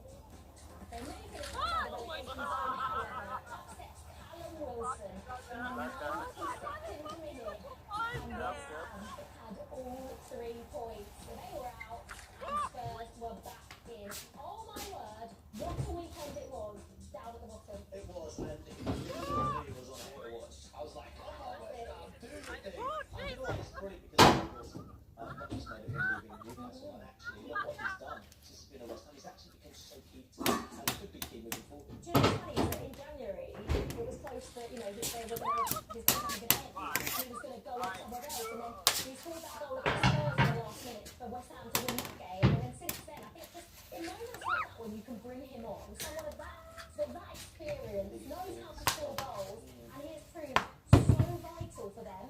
But you still think West Ham are going to struggle, don't you? I think West Ham, man, so look at the other game, I don't see them getting many points. I don't know, maybe it's Tottenham being a big part of the I mean, look, Arsenal fan. Arsenal go to West Ham. That is a bogey game. West Ham could actually get involved in that. Let's have a look at the fixtures. Because obviously tonight's game is huge. You can see there, Leeds are playing Burnley tonight at Ellen Road. We did think Leeds were out of it. I think a win tonight probably does put them out of it. And they've still got a huge part to play in this relegation battle as a whole. Because look, they've got Tottenham away and West Ham away in the last game of the season there. But then just in looking at them, you still think it's West Ham that are going down? I just don't see them getting many questions, 3 games, and I think Tottenham could get something against Leeds. Do you know the situation of Tottenham? I don't trust nobody here. I don't trust nobody here. They've got so many injuries. I think if West Ham beat Brentford and Tottenham lose, that's a good thing. I think it's really I think it's difficult. done. Basically, I don't think Tottenham can afford to drop anything for them, really.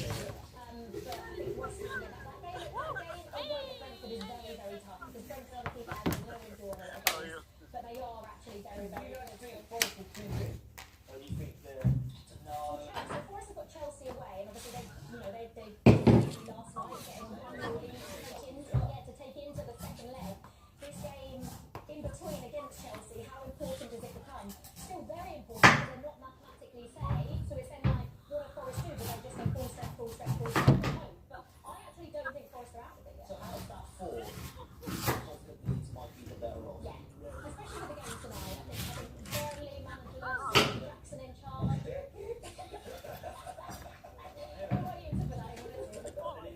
Let's move to the other end of the table. Why I like to put it high, you know we have a high quality guy. Come on then, go on. So obviously the Arsenal goal.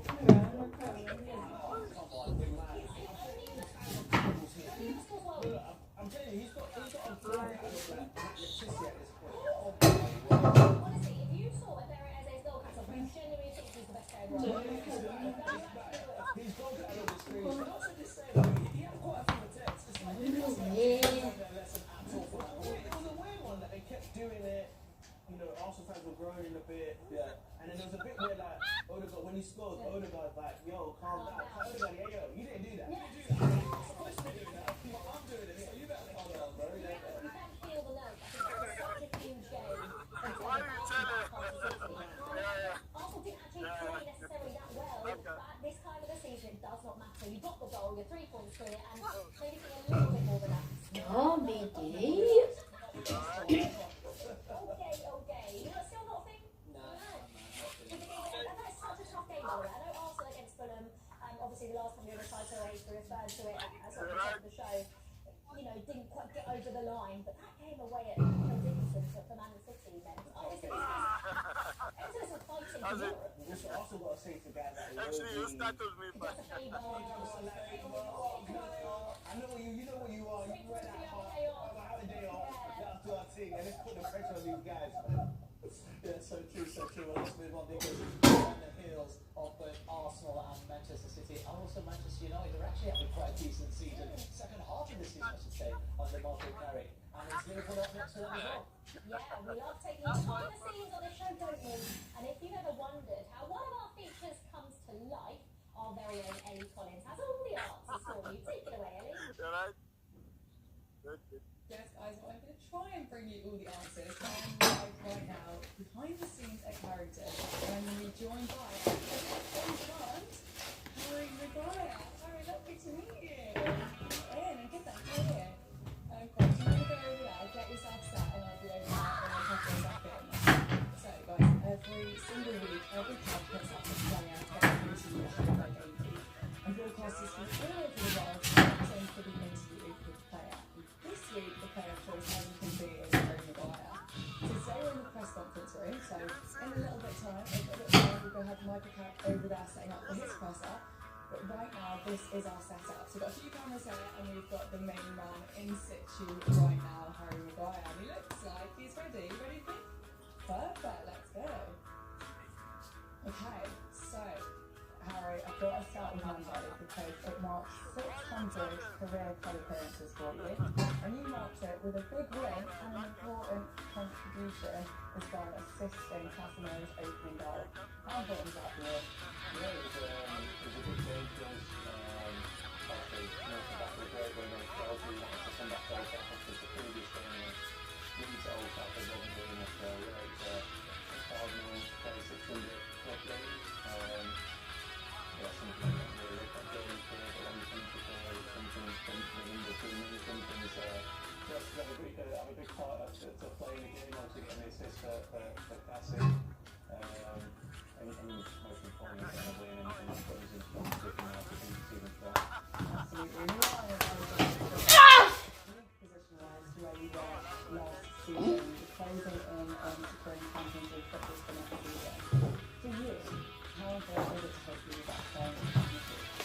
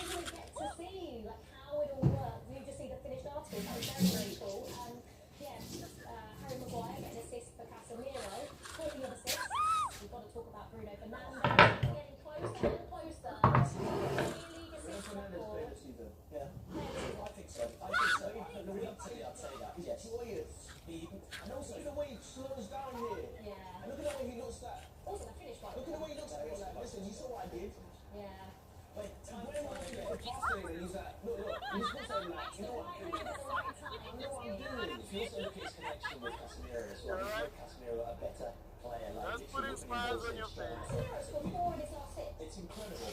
His assist as well. Yeah, exactly. Yeah, so he, like we said, he's 1 away from equaling. And we'll get 4 more games. 4 more games. Kevin Troy is on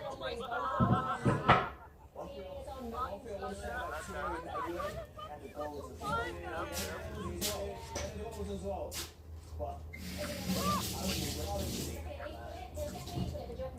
I reckon he'll break it. What, got 4 games left? Yeah. What, man? Always passes with him. He's done that. He's done Manchester United. Like, everything goes through him, so inevitably I think he'll do it. Yeah, absolutely. Right, guess what it's time for? Fixture facts. This game, we're not usually, I don't think we're very good last couple of days, so we're trying our best. We see it on the screen, the teams are blanked out, we have to guess which fixture this weekend that applies to. So let's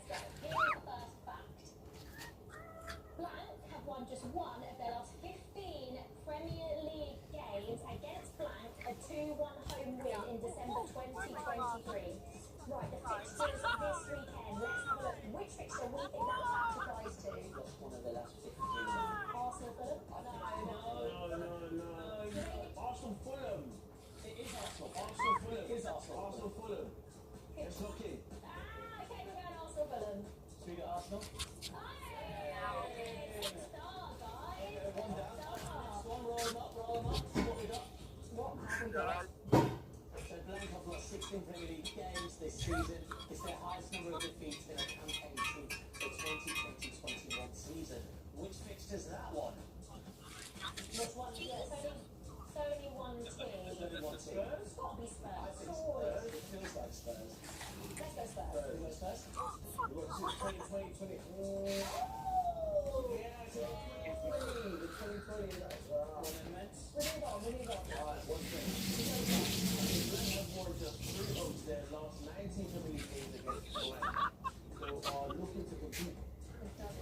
Oh, the doubles for first time since 2015. I've got 3. They've won just 3 of their last 19. Man United. Liverpool? Not 3 of the last. Man United, Liverpool. I think we're going Man United. Yeah, it must be Man United, Liverpool. Let's go Liverpool. Yeah! One team. 2 out of 3. Okay, this is the last one. This is a player. Push it up a little bit. This is a player. Okay, go for it. 10 of Blank's 11 Premier League goals this season have come since the start of December. No player has more in that time. 10 of the... Oh, that's really hard. 10 of... Who's been really good this calendar year? Sheshko? Oh, no. Calvert Lewin? No.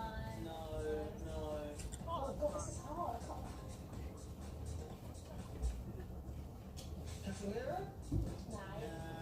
Nico Thiago? This calendar year? I don't know. That's a good shout. That's a lot of teams to go for every year. He's up front. Ollie Watkins? Oh, maybe Ollie Watkins. Ollie Watkins? What do you reckon? Ollie Watkins? Way off.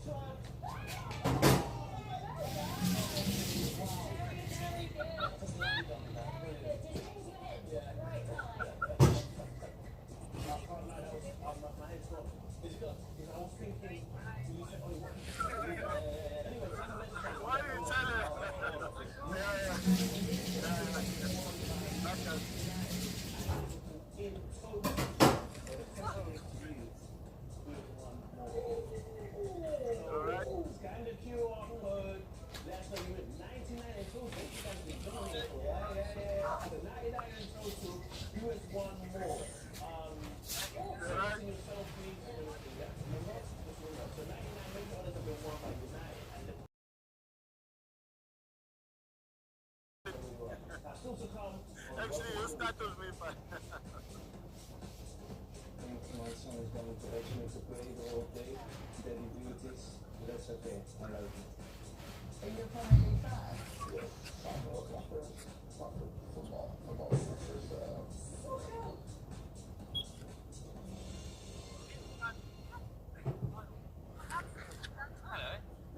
Stop damaging your clothes. Do that.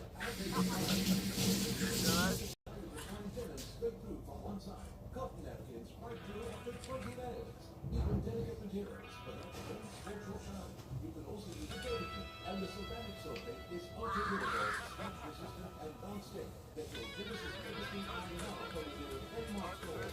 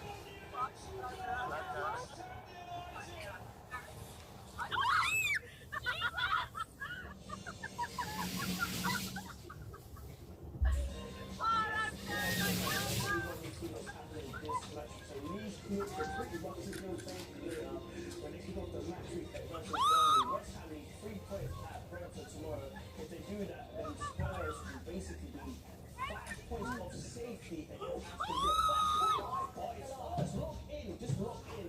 Arsenal goes 6 players clear. But then City have the chance of beginning a back at Everton on Monday. To the King Everton, please.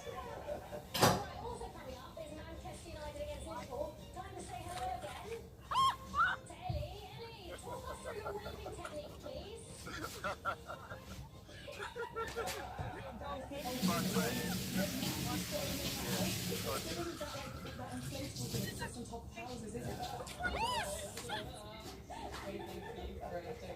You didn't need to put the foot up. That's cute. Oh, Ellie, honestly. Enough of that, guys. Been embarrassing us on TV. We are carrying on with the live behind the scenes at Carrington because surely there's going to be a press conference here with Michael Carrick. So we thought we would pick the brains of a man that is going to be in that room, reporter Stuart Gardner. So thank you so much for joining us. Now, I want to know from your perspective, what is it like in that press conference room? What's Michael Carrick like?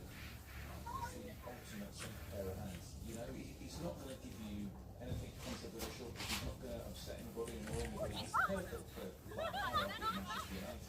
If you're a journalist and you're here looking for a good line or a good news line, you've got to work hard for it. So you've got to think about what you're going to ask that elicits a response. Because otherwise, everybody comes back with a very straight bat. So you've got to think, what am I going to ask? What can I get out of him? He doesn't really want to give you anything. So you've got to be careful. You've got to get something. Well, you as a very established reporter, how do you prepare for that? What are you going to go into with? I think today maybe the most standout story is probably Maine's future looks in severe doubt here at Carrington under Ruben Amorim. It's changed drastically under Michael Carrick. I want to speak to Michael and ask him, what have you done to bring this about? Because look what happened under him. He might work better down. But it's happened under him. What have you done to change things, to change his trajectory? Because it really has been quite dramatic. So I'd like to know all about that. Okay, so that's the top question for you. So have you got anything else back for him? Anything else that you want to get some juice out of Michael Carrick?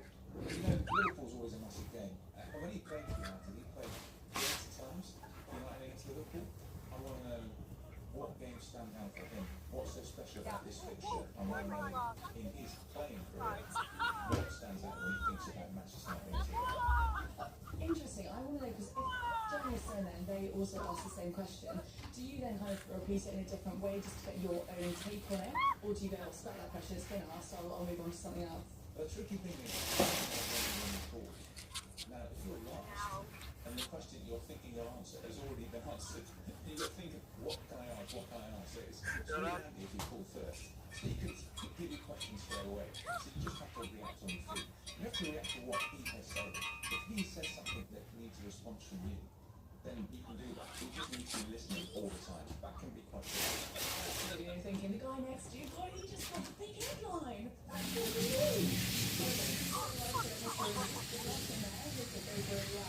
Now, we are also joining today a massive Man United fan and content creator, Megan Bolton. Megan, how are we? How are you? Good, thank you. Now, we've just been talking about Halloween. As a Man United fan, how excited are you to hear about his new contract? Oh my god, I'm so excited. It's 5 years, is it? 5 years. He's been so club since, what, the age of like 6. When he was scouted at 6, it's just insane just to see his journey, see him thrive, especially under Carrick. So obviously with Amorim, there wasn't much going on with maybe on the pitch, but yeah, super nice to have him back. As homegrown talent, does that feel more special to you as a fan? Oh, 100%, born and bred in Raleigh, he's a North boy, we love it, and yeah, it just feels really authentic, and it just, yeah, lovely to have him back, like, popping on the pitch again. Let's talk Casemiro, because that's another kind of big story at the moment. Obviously, fans are gutted that he's not renewed. Were you at the game on Monday? Were you one of the people chanting, "One more year"? Absolutely, I love Casemiro, like, he is insane. He is in a league, he is a legend, he has made a name for himself, and he will be massively missed in the squad, amongst the fans.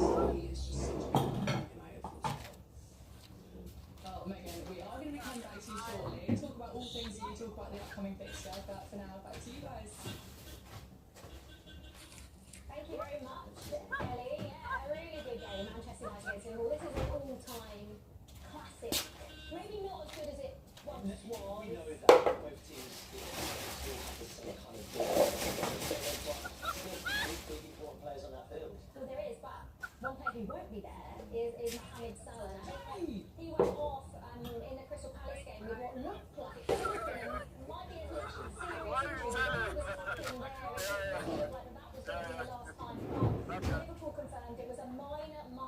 injury. And we will be seeing Mohamed Salah back on the pitch for the very last time in these next 3 or 4 games before he leaves it. 256 goals in 437 matches for Liverpool. That is ridiculous. Add to that all the other records he's got in the Premier League. Absolute legend. Yeah, he is an absolute legend. Liverpool fans will be hoping that they see Mohamed Salah back on the pitch for one race. Yeah, most definitely. Look, Manchester City. They kick off against Everton on Monday. So, in terms of the preparations for that, it is so key. And speaking of the preparations, let's see a typical day for midfielder Johnny Rangers, and let's see how it plays out. Morning, guys. Come on in. My alarm's on 8:45. Right? When it comes in our bed, we cuddle a bit with my wife and me. My dog.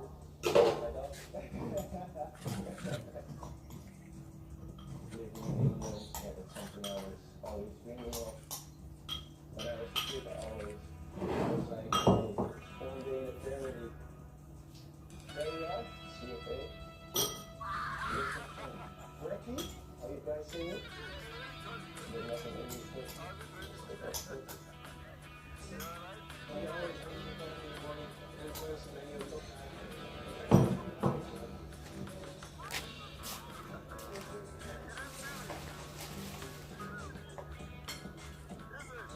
Did I clear my nose there?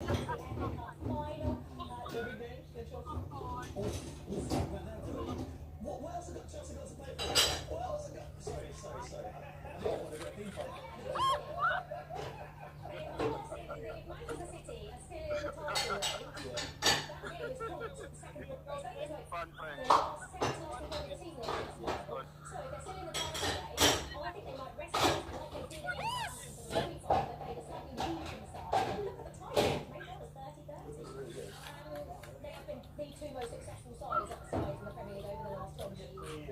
You say some of those players, do you still think Chelsea stand a chance with those top players? Chelsea have more of a chance. I'm not saying Chelsea have a huge chance. I'm saying Chelsea have more of a chance if City do decide to go with the team that they did in the Champions League. Okay. It's a one-off game. You never know much. I always believe that when finals, We've won so many finals from a really young goal. That was the last time we beat them, by the way. The last time Chelsea beat Manchester City was the 2021 Champions League final. Yes, Albert, my boy.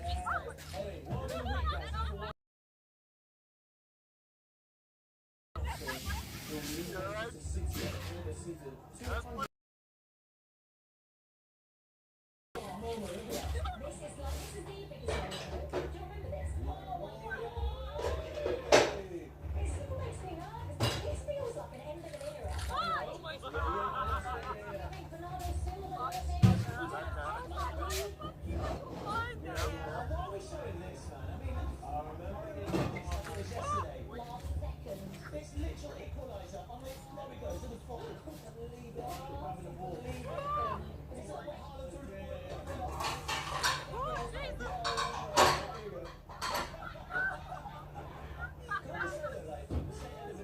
Manchester City just have this kind of like team of ballers, but also warriors, and also players in various positions. It's not supposed to be centre back. It could be centre back. What is the DM? It's insane. I don't know. I think players like him with the glory of other players that has how good he has 15 major trophies.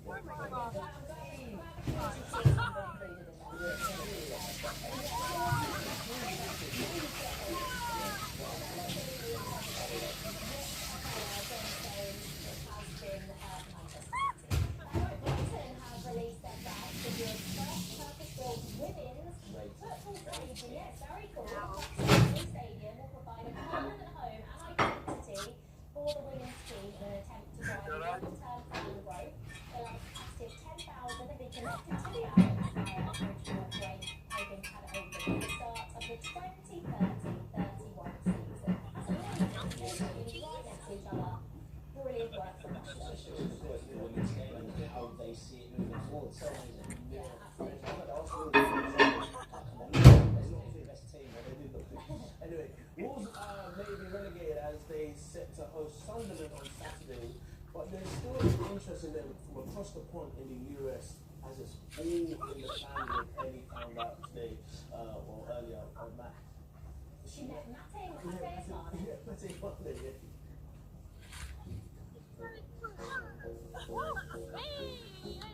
Tess, welcome to the weekend. Now, it's been a difficult season for Wolves. For you personally, you've had a great season. How would you reflect on your growth this season? I'm enjoying every moment, coming on the pitch and starting every game, just enjoying myself, wanting to learn the speed, the best speed in the world. Just trying to improve every day to be fair, man. Learning from young players, senior players, because they've been doing it longer than me, so they know how to get there and how to come back every day mentally and physically.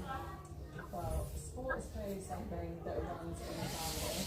We're now going to be joined by your cousin, Nimesh, who plays for the Boston Celtics in the NBA, which is pretty incredible. Nimesh, thank you so much for joining us.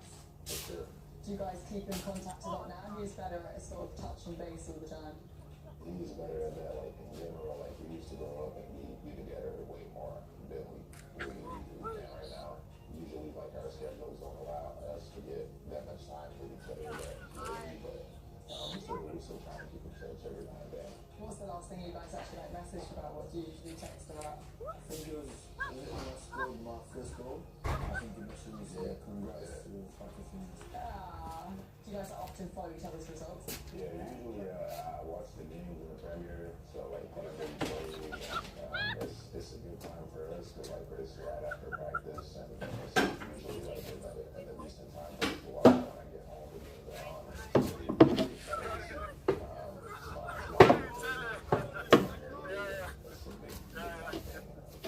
I'm super proud of. Are you a Premier League fan? Yes, I've been watching it since a kid. Soccer was my first. Football was my first. Soccer! You dangerous in America for life. I've been out here for a minute, but I love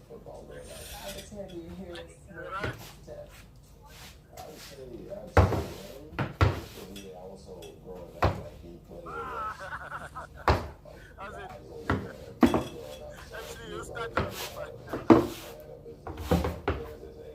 I used to put them on with friends all the time, and they used to be really rough on them. But you gotta tell them that. I used to embarrass them a little bit, so they used to get handy so that, yeah. In what way? In what way? Just scared and stuff like that. It is so embarrassing now because we are going to be putting you guys to the test to test your knowledge in each other's sport. Are you up for it? Yeah. The first round is team-based. So how many teams can you name? Plus how many NBA teams can you name? And plus how many Premier League